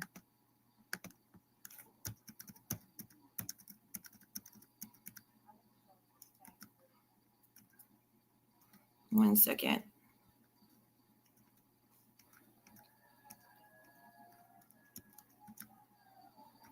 Okay, so this is a guy that was interested in me. We had been talking a while. He kept hinting about him wanting to do stuff, right? I know this. He's asking me to send him stuff, and I said no. He goes, I don't want to see it or blah, blah, blah. I'm just asking I'm not trying to do anything with you. I just want to see. So I won't. I said, look, I'm not trying to be bitchy, sweetie. I'm just not the type of girl you're looking for. I don't show anything to anyone or sleep with anyone I'm not in a relationship with. Sorry if that seems boring, but I come from a great family and I was raised to show class morals and set boundaries. I'm sorry if that's not your thing. I haven't said a thing to anyone about us talking. If you want a girl like that, I'd understand. And I wouldn't be pissy about it. As in, if you want to get laid, go ahead, go get laid by someone else. It's not going to be me. It will not be me. If you're after a one-night stand, bye. Right? So that's someone who I was talking to for a while, and he wouldn't stop. He wouldn't stop. So I got pretty pissed off eventually. All right. I think I'm about done. That's from Amy. My son, before he spoke to Amy, or Amy got in his ear about me speaking about his dad on YouTube. So you're not upset at me for sharing my truth and what I've been through. I never meant to affect the family. My enemies pulled up your dad's name and his charges. That's why it came out first. So then I went on to defend myself and tell the truth, and it just kept growing. My son, no. He wasn't upset that I was talking about what his dad's done to me. That didn't upset him. He didn't want me to stop, like y'all are saying. Now he does because y'all pulled him in the middle of it, rightfully so. I understand. I don't know why he even conversates with random people like that, talking about his dad talking to Stalker in them. I don't know why he even conversates with random people like that. Don't let it stop you. You're doing it again. As in, don't let it stop your YouTube channel. You're doing good. I said, I don't know either. I guess I'm being punished because I refused to give in to his demand for the divorce on his terms instead of him working with me on it. I said yes, but I wanted it fair. He's the one that refused. So I guess it's my fault. He goes, it's his fault. He don't know how to take responsibility. I said, responsibility for what if he never did anything wrong to me? I said, I know. I'm so sorry I had to reach out to you about this. You're the only one he's close to, so maybe it would help, but he's probably going to do the interview anyways. I tried twice to get a divorce from him. I paid, blah, blah, blah, blah. We all know that shit, right? Uh-oh, what was that? Hold on. I can't see that one. Okay. You made the same promises? Well, you better stick to them. Oh, here we go. So I reached out to my son. I said, and I told him, I was like, can you please stop telling your dad's girlfriend shit about me? Please. She won't stop. This is when she was in Brooke's chat all the time saying, he told me this and he told me this and he told me this. So I told my son, he's like, she's not doing anything. I said, that psycho girlfriend is in every stream about me. This is what led up to me blocking him. Okay. The psycho girlfriend is in every stream about me, trying to tell them everything she knows about me. And it helped them make me suffer, including calling CPS multiple times to take Princess, trying to get me arrested for a duck egg. You have no idea. And if they weren't told where I was, they couldn't do that to me. I thought I was free and now it'll happen again. So your dad will be told and then the rest will know too. I'm done. He goes, I asked Amy to leave it alone. Her response, Lance, I don't have a problem leaving it alone. It's your mother that's continually running her mouth about me and your dad talking all kinds of shit. She knows nothing about me, but has continued to lie to everyone on there and constantly saying your dad is going to beat me. No, I said my fear is he will, like he's done others, because the others thought he wouldn't either, and he did. I said my fear. Right? That's not a lie. But says your dad's going to beat me and he's going to show up there and beat her up. It's a fear I'll have the rest of my life till he's gone, just so you know. Did she tell you she filed a false police report telling them your dad broke down her door at her sister's and beat her up? That's not true. So again, taking lies you're hearing from YouTube and running to him and telling him. You know I'm not fixing to let anyone lie on me or your dad. If she would stop running her mouth about us, I had nothing to say. Sure, Amy, sure. You've been everywhere since that first interview. You've been every fucking where. So come on. And then when that's not, again, and then you're on Reddit, then you're in DMs with my stalker, feeding her shit nonstop. Then you're my son's, you're feeding him shit nonstop. And so knock it off. So my son said, so she tells my son, if I'll just not talk about him, they'll leave me alone. He said, but if that's true, then when I went to her and him and I'm blocked, I said, can we just all agree to leave each other alone? Y'all stop talking to my enemies. I won't mention you and I'll take down everything about you and him on my channel. And she said, hell no. If you don't go on YouTube and say I didn't abuse, didn't beat you, I'm going to keep coming at you. So I was like, fine, whatever. And blocked her again and said, good luck. So if she wanted me to stop, she would have agreed to it. And I said, no, you're going to go tell everybody you lied about it or else. But leave them alone and they leave you alone. Simple. Live your life, move forward, put this drama shit behind you. It's just going to get worse.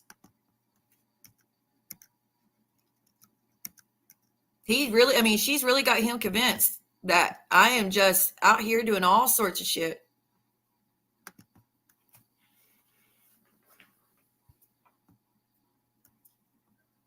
I asked him if he actually talked to him about it before. He wanted to come on my channel and defend me against his dad. And I said, no, I'm not letting you get involved.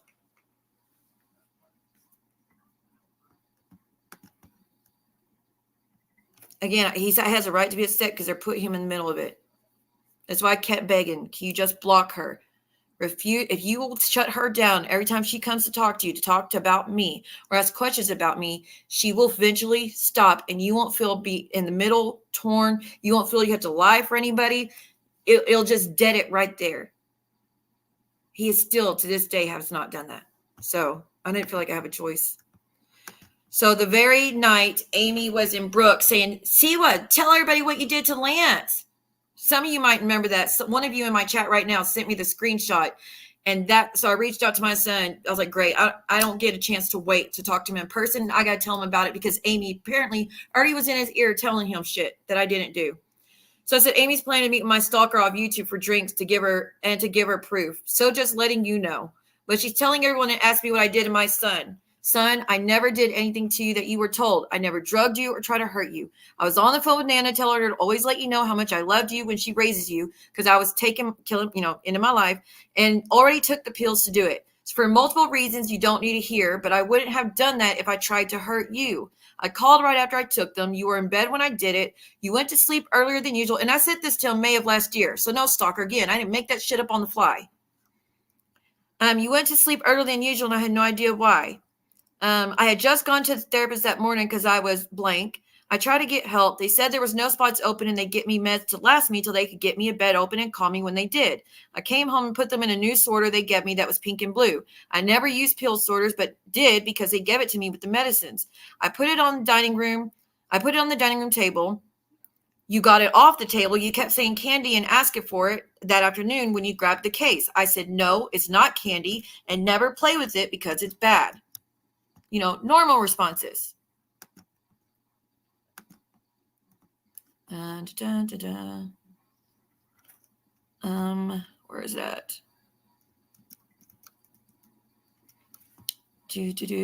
I said, no, that's not candy. Never play with it because they're bad. I put it on my dresser in my room. You were watching SpongeBob and I was cooking in the kitchen. But again, I thought I never cooked. I don't know why I blocked all of it out. I know it says in there that I didn't know till a few days later that a stool you used to brush your teeth, you put it up to the dresser and got them and took one. Not took the whole one, but he took one out. I don't know how many. Where is it at? And got them. The whole thing was traumatizing, but you apparently took at least one. It all was well, I thought. At least for you. I knew I wanted to die, but thought you were fine. So I helped you. Bedtime was 9, so I helped you go to bed and told you good night like normal. Then when I thought you were good, I called Nana and told her I took the medicine.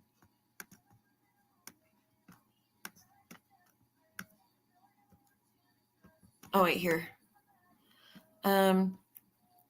And maybe now my son could be happy without me around, is what I was telling my mom. That was from years of abuse, telling me how horrible I was, so I still believed it back then.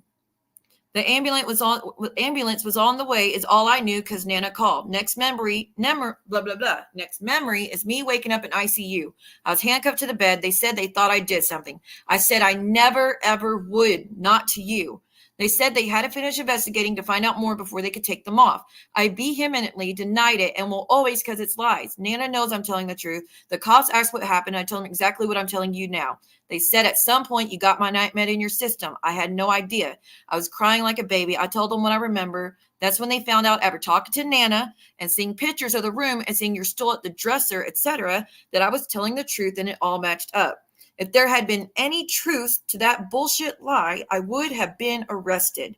I never was. I never got in trouble because it all matched up. Now you know. I planned on us discussing it in person one day, but I guess it can't wait.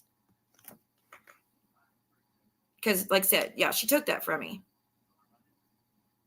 So, stalker, again, I didn't make it up on the fly after seeing your bullshit post. The second I saw that Amy was alluding to that bullshit story that Keaton and his mom made up, that's when I was like, they're probably telling him that. He's probably thinking I really wanted to hurt him. That I didn't like him that much. I wanted to do something. I mean, I don't know what they were trying to tell him, but there's no truth that I would ever try to hurt him. The whole point was me not wanting my son to have a sad mother anymore. If I was going to take him with me, he wouldn't have to worry about anything, would he? So, again, even crossing state lines, it would not have protected me from getting arrested. If they thought for 1 second I was lying, I would have been arrested, booked, and they would have done their trial and all thing, and I would have had to plead my case to a judge and a jury if nothing I said matched up.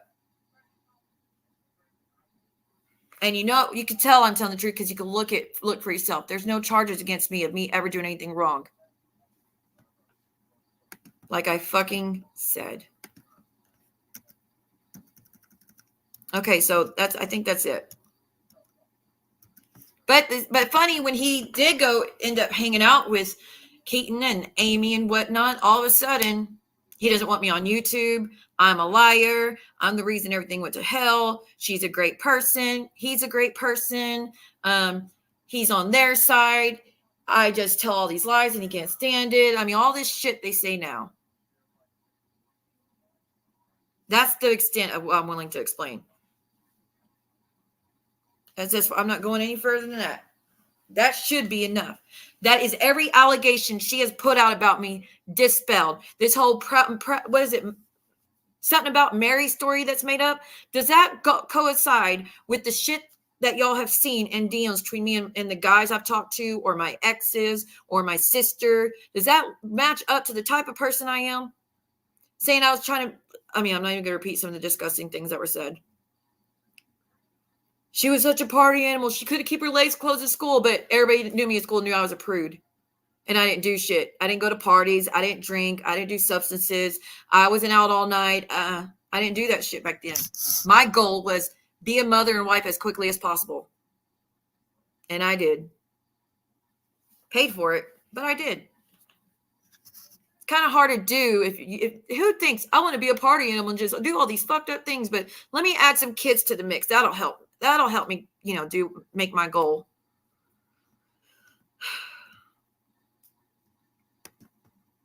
Well, they don't care, unfortunately. They don't care. I was trying to protect them by saying just block, or not even block her. I just said just refuse to answer questions. And I'm so pissed off that she admits that he can't even stay the night without her trying to talk to him about me. He stayed the night with her last night. Yeah, to spend time with his father. And you turned it into Bash Siwa session. You turned it into let's see whose channel we could get him up on to attack his mother. How fucked up can you be?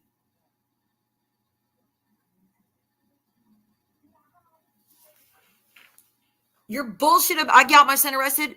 Amy, you had someone in the police department. Pull the fucking records of me trying to get my child arrested. Pull the fucking records of me even being around when he did get arrested in the past. Never was near. Because it wouldn't happen if I was there.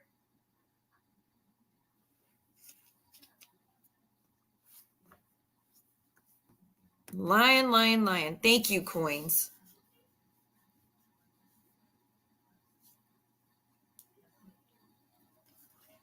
There's a reason Stalker doesn't have an ounce of proof. All she has is Keaton, his mom. His mom's still pissed off I got her arrested. Sorry, you should not have been keeping my son from me. You know that was not what we agreed on. You swore you would never keep him from me. As soon as my medicine got leveled out, you would return him to me, no problems, no questions asked, is what you said, and then you switched. Then I had to get back with Keaton and work it out, and then you'd think about it if you were going to return him.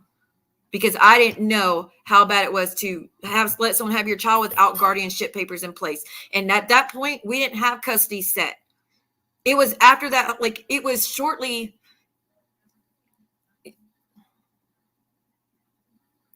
I let him try to do his own, pay child support, and we had agreed that we would meet on this time or whatnot. We had something set in stone, and he's the one that kept not paying child support, not showing up for visitation, showing up whenever he wanted. So I eventually had to go get that in paper. But I tried to give him the chance to do it on his own. And he always fucked us over or make promises and not show up. And you saw all the years up until 2021, I still kept trying to co-parent.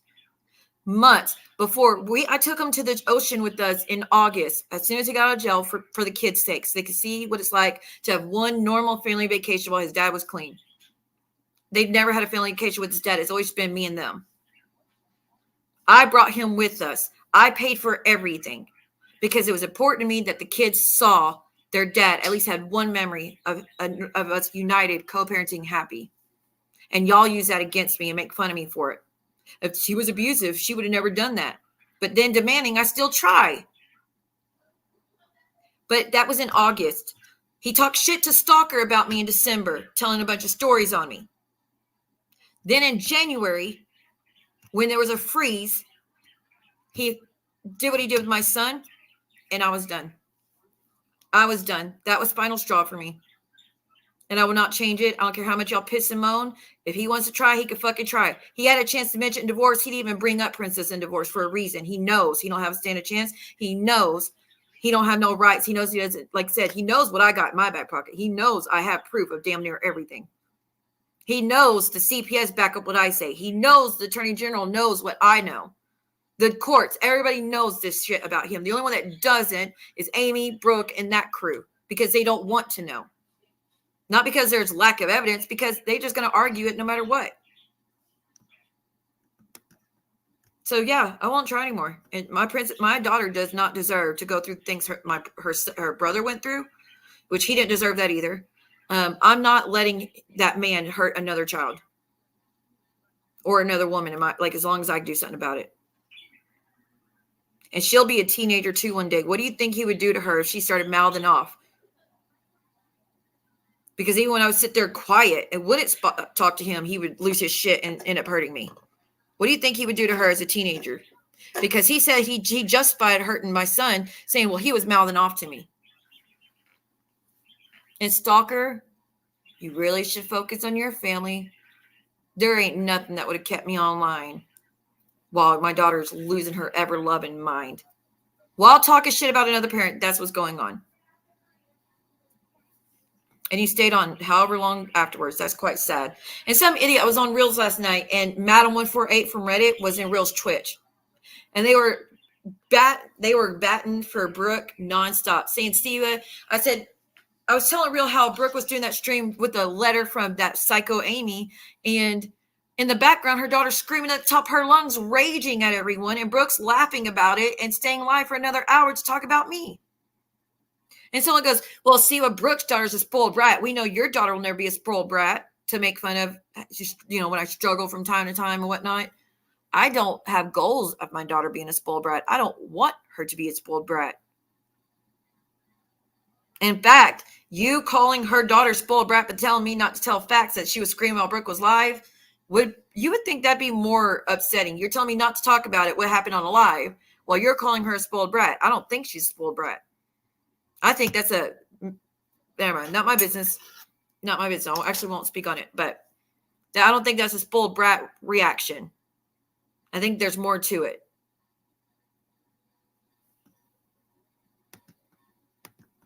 But she kept going because she had to get the news out there that what Amy had to say to Siwa.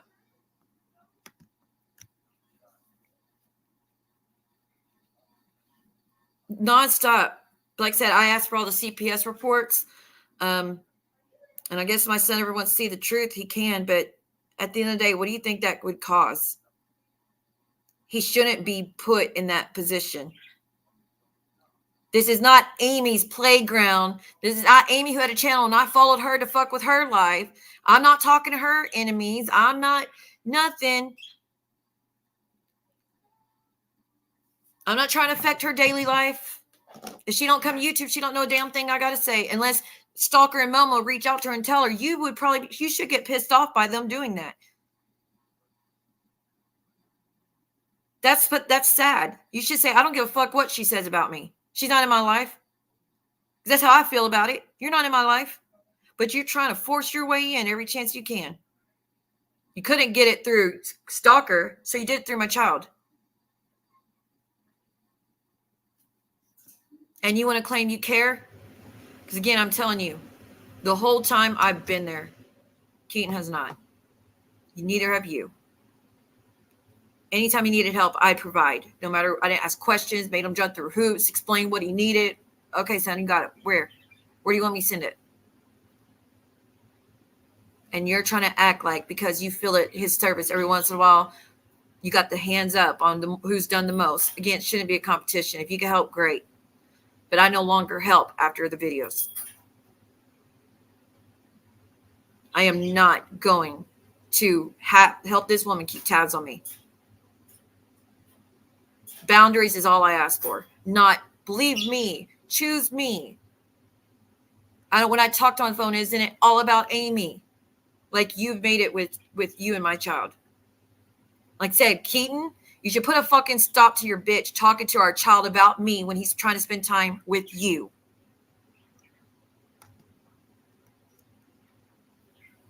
He's been doing a lot better. I really appreciate Real. He's been a really good friend to me. Thank you, guys. I appreciate it. But I've had enough. And now these group messages are being read in front of thousands and thousands and thousands of people. So I needed to put it all, the proof right there. And you can see it for yourself. Anybody that listens to that letter that she doesn't do anything, she's not talking about me, well, now you see the truth. I told y'all that she's been getting my son's ear. I show you the proof of it too. I told y'all she's running him with lies that she's here from YouTube. I showed the proof of that too. Every claim that she's made about me, I've disproven in this stream. So anything else we hear, I don't know what to tell you. I didn't edit or alter anything except hiding the messages or names of the people so they can't be messed with. But my health, my intimacy, the paternity of my child, all of that is in those messages that I've shown. The whole Adrian situation, that I did try to take my life at my dad's, all of that there. And again, you're going back to some of those messages were 2010, 2012, 2013, 2015, 2016, 2017, 2019, 2020. Those are the times from those messages.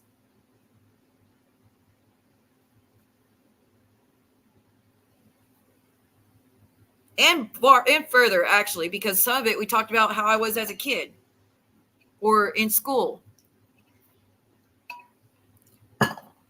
2 classmates that were interested, and they never got a chance with me. Told them both, not interested, want to be single instead. I think it's Cooch. Honestly, I think it's Cooch, but I don't know for sure. Cooch has more of a hate for Mod 148.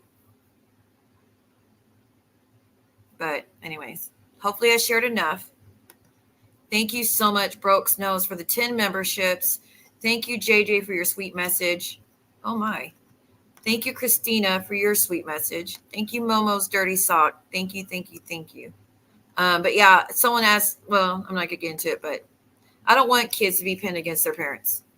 That's why when Stalker's daughter came, I blocked her. And then she followed me to YouTube, and I blocked her. And then she followed me to my Instagram, and I ignored her there. Sent me a request and sent me a message. Hey, Siwa, I blocked her. You don't see me sending out messages of the things Stalker has said about her daughter online to try to cause them more pain.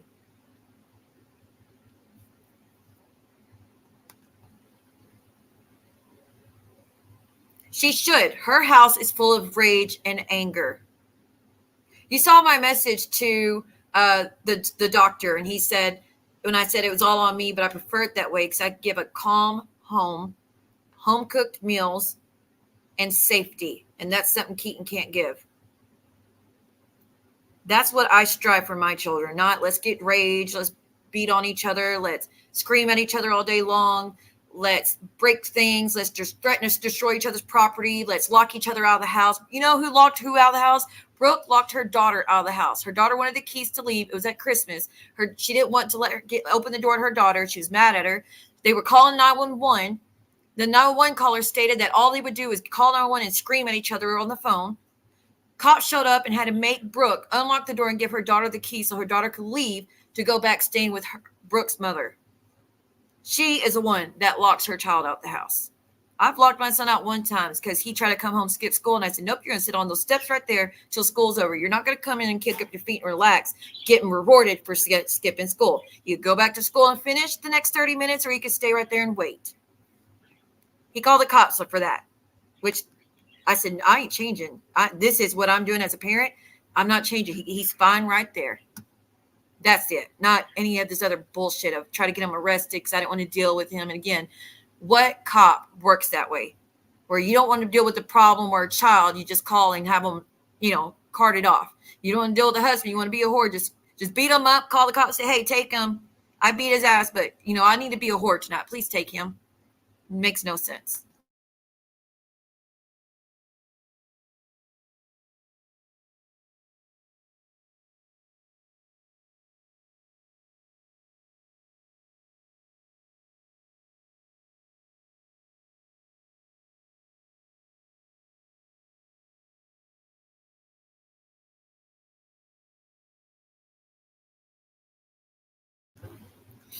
Yeah, on a custody thing.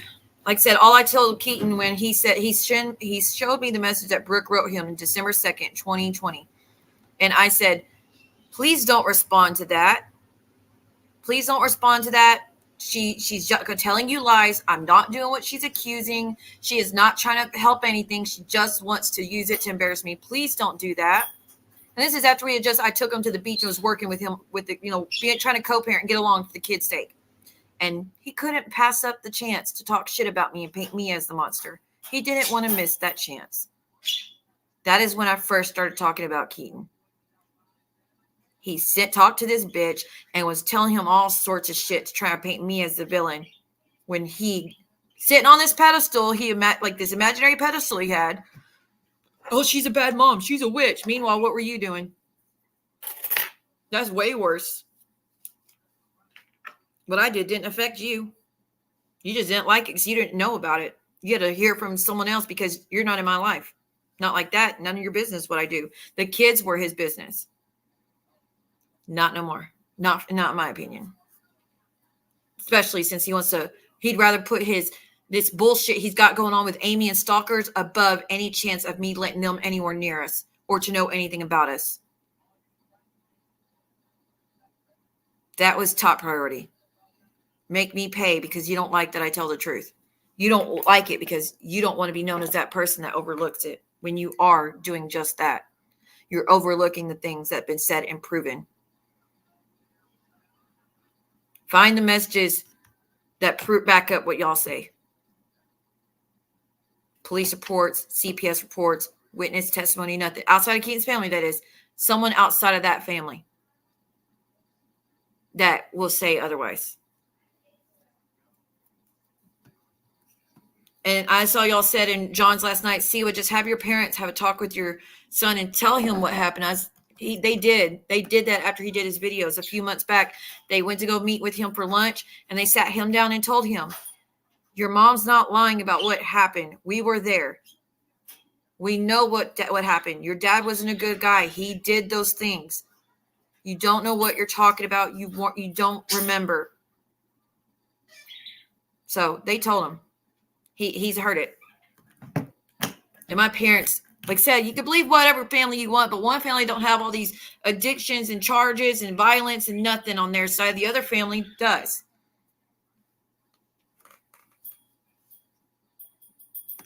My family likes to follow all the laws.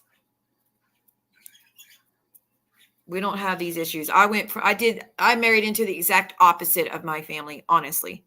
And Pops is the only one that's worth a damn, in my opinion, because Pops, he gave up drinking as soon as I had my son. He gave up drinking. He was a bad alcoholic all through Keaton's life. But when his first grandson came along, he gave it up cold turkey. He quit cold turkey.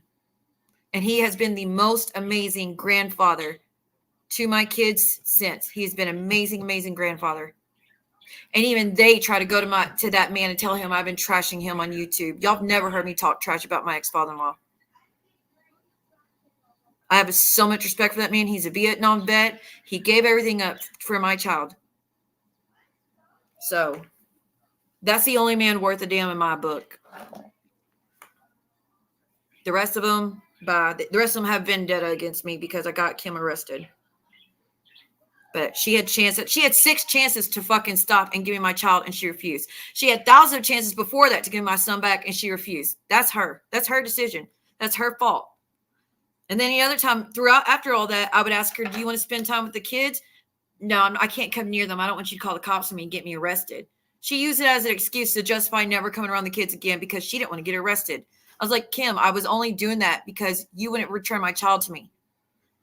Visiting them is not my issue. Seeing them is not my issue. Being around them is not my issue. It's you keeping my child from me because you wanted a power trip and you wanted money. But for all those years, she refused to go near my kids, thinking I would call the cops, have her arrested for it. Because, yeah, again, that's how it works. They're around my child. Come arrest them. Their family. Come arrest them. Y'all really think I got a lot of power with police officers. I don't know any of them. But anyways, I said my piece. You've heard from other side story. No, I wasn't doing an interview with my sister. I'm not bringing them into the mix like that. They deal with enough, but I know they wouldn't care about me showing my truth about what happened in that moment. Damn, I got mascara in my eye from wearing makeup yesterday. Son of a biscuit. But all right, I'm going to get going. Thank you so much, guys, for listening. Again, I know it's kind of dark, but these are the messages that are being passed around. It's goes with the group chat and everything that's being read in the group chat. So hopefully that cleared up for the final effing time. And hopefully nothing else has to be addressed. I hope this woman just realized she don't know what she's talking about and fucking go away already. Because I'm telling you, Amy, I'm not shutting up. Until y'all shut up and leave and stop feeding information to my stalkers, I am not letting up on your neck. You are the one keeping tabs on me for this bitch. I'm not keeping tabs on you. I don't give a damn about your life. Talking to your ex was the only thing I've ever done. It's because you're painting yourself as mom of the year and you put your kids first when you lost custody. You lost custody because the CPS told you if you were to stay in that relationship with that abusive man, not Keaton, someone else, that you would lose your kids and the custody would go to your ex, and that you chose the man. So the custody went to him. And you continue to use pills. You continue to be with that man that was bad. So, projecting your own shit. Backs up everything. I mean, what my stories and what I've told y'all matches back years and years. We're going back 10 years in some of those. And they all match what I've been telling y'all from the jump. Hasn't it? So no, I'm not on here YouTube lying, pretending I'm against girls being promiscuous. I'm not on YouTube pretending I'm not I'm celibate when I'm actually a whore and a slut and all this shit they're making up. Everything matches up right there. And again, I didn't have an audience. I never knew those would see the light of day. I never knew I would need to show them to anybody. That is genuinely how it happened, how I was, my thoughts, how things went down, my health stuff. It all matched to a T.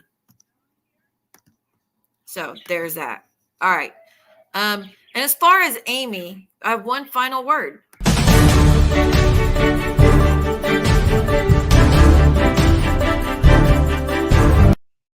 I fucking denounce you.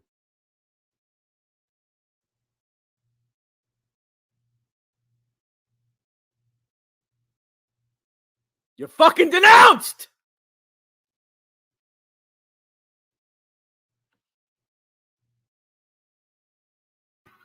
Speaking of Draza, before I go, I was watching Sophie's where I had not watched the beginning of that stream where he said, see what said I scolded her, and I never did. I never raised my voice. Drazo, yes, you did. Put up the stream you did before that one. That was 3 minutes long, where you're screaming at Skelly and you're screaming that Ciro came in here and took a dig at Jules, and I'm not picking a side. That you did that for 3 minutes. That's why I went live and said, damn, Draza kind of got on to me because Jules got him thinking I was taking a dig at her, and I wasn't. It was a 3-minute live stream, Drazo. Put it back up. That was scolding. You were still that mad. You were still yelling at me just like you did in that video. So stop saying that you had not yelled at me at no point leading up to me coming over here and saying, damn, he's like mad at me and I didn't even do shit. And Star was in there. Star was in there when I was in there, and we both saw it. We both saw him screaming, I'm not choosing a side. He said, yeah, Siwa came here and started her shit with Jules, saying, don't announce I'm in here. That was taking a dig at her. And Skelly's over there and Muzz is. And I'm like, what? How was I taking a dig at Jules? I can't see her. She can't see me. The fuck? So that's what happened, dude. Put up that 3-minute video. Then y'all tell me if he was yelling or screaming. Because Drazo, yes, you did. Yes, you freaking did. All right. Yeah, let's put some LGBTQ emojis up. Generator, I miss you, dude. I really, really miss you. I miss a lot of people. I miss the leaners, but I know a lot of people are laying low right now. That's understandable. And I know there's a lot of people in the bushes, but just know you're missed. And I'm thinking about you guys. But all right, I'll see y'all in John's. I might take a break. I don't know. I'm kind of worn out with all this, but I might see you in there. And I'll work on better on not saying too much in the chat. I'm going to work on that. I'm seeing what y'all are saying. I promise I will try to do better. I just don't like, I can't stand the thought of people actually believing the story said, because y'all, there's no truth to that stuff. There is no truth to that stuff. And it's really bothersome that this woman is helping stalkers say all these horrific lies about me, knowing, and this is the same shit she's telling my son. It's not just going to stalker. It's also, she's also repeating it to my son. And he's believing it because he's not seeing what my truth. So I don't go to him and tell him about all that negative shit. But anyways, I'll see y'all later. Bye, guys. If I lay down and I play dead and I stay dead, baby, you'll get sick of being the monster out of my head, under my bed, thinking something out of my nightmares, standing right there. But if I lay down and I play dead and I stay dead, then will you get bored again? So if I play dead, will you regret everything that you did, that you said? I don't think you understand what you're doing, and my heart's black and blue from the bruising. I feel like when I'm with you I'm losing. I feel like you think that this amusing, sitting there gaslighting and confusing. Was it me? Is it me? Am I deluded? I'm the one who's always sorry, the conclusion. Even though I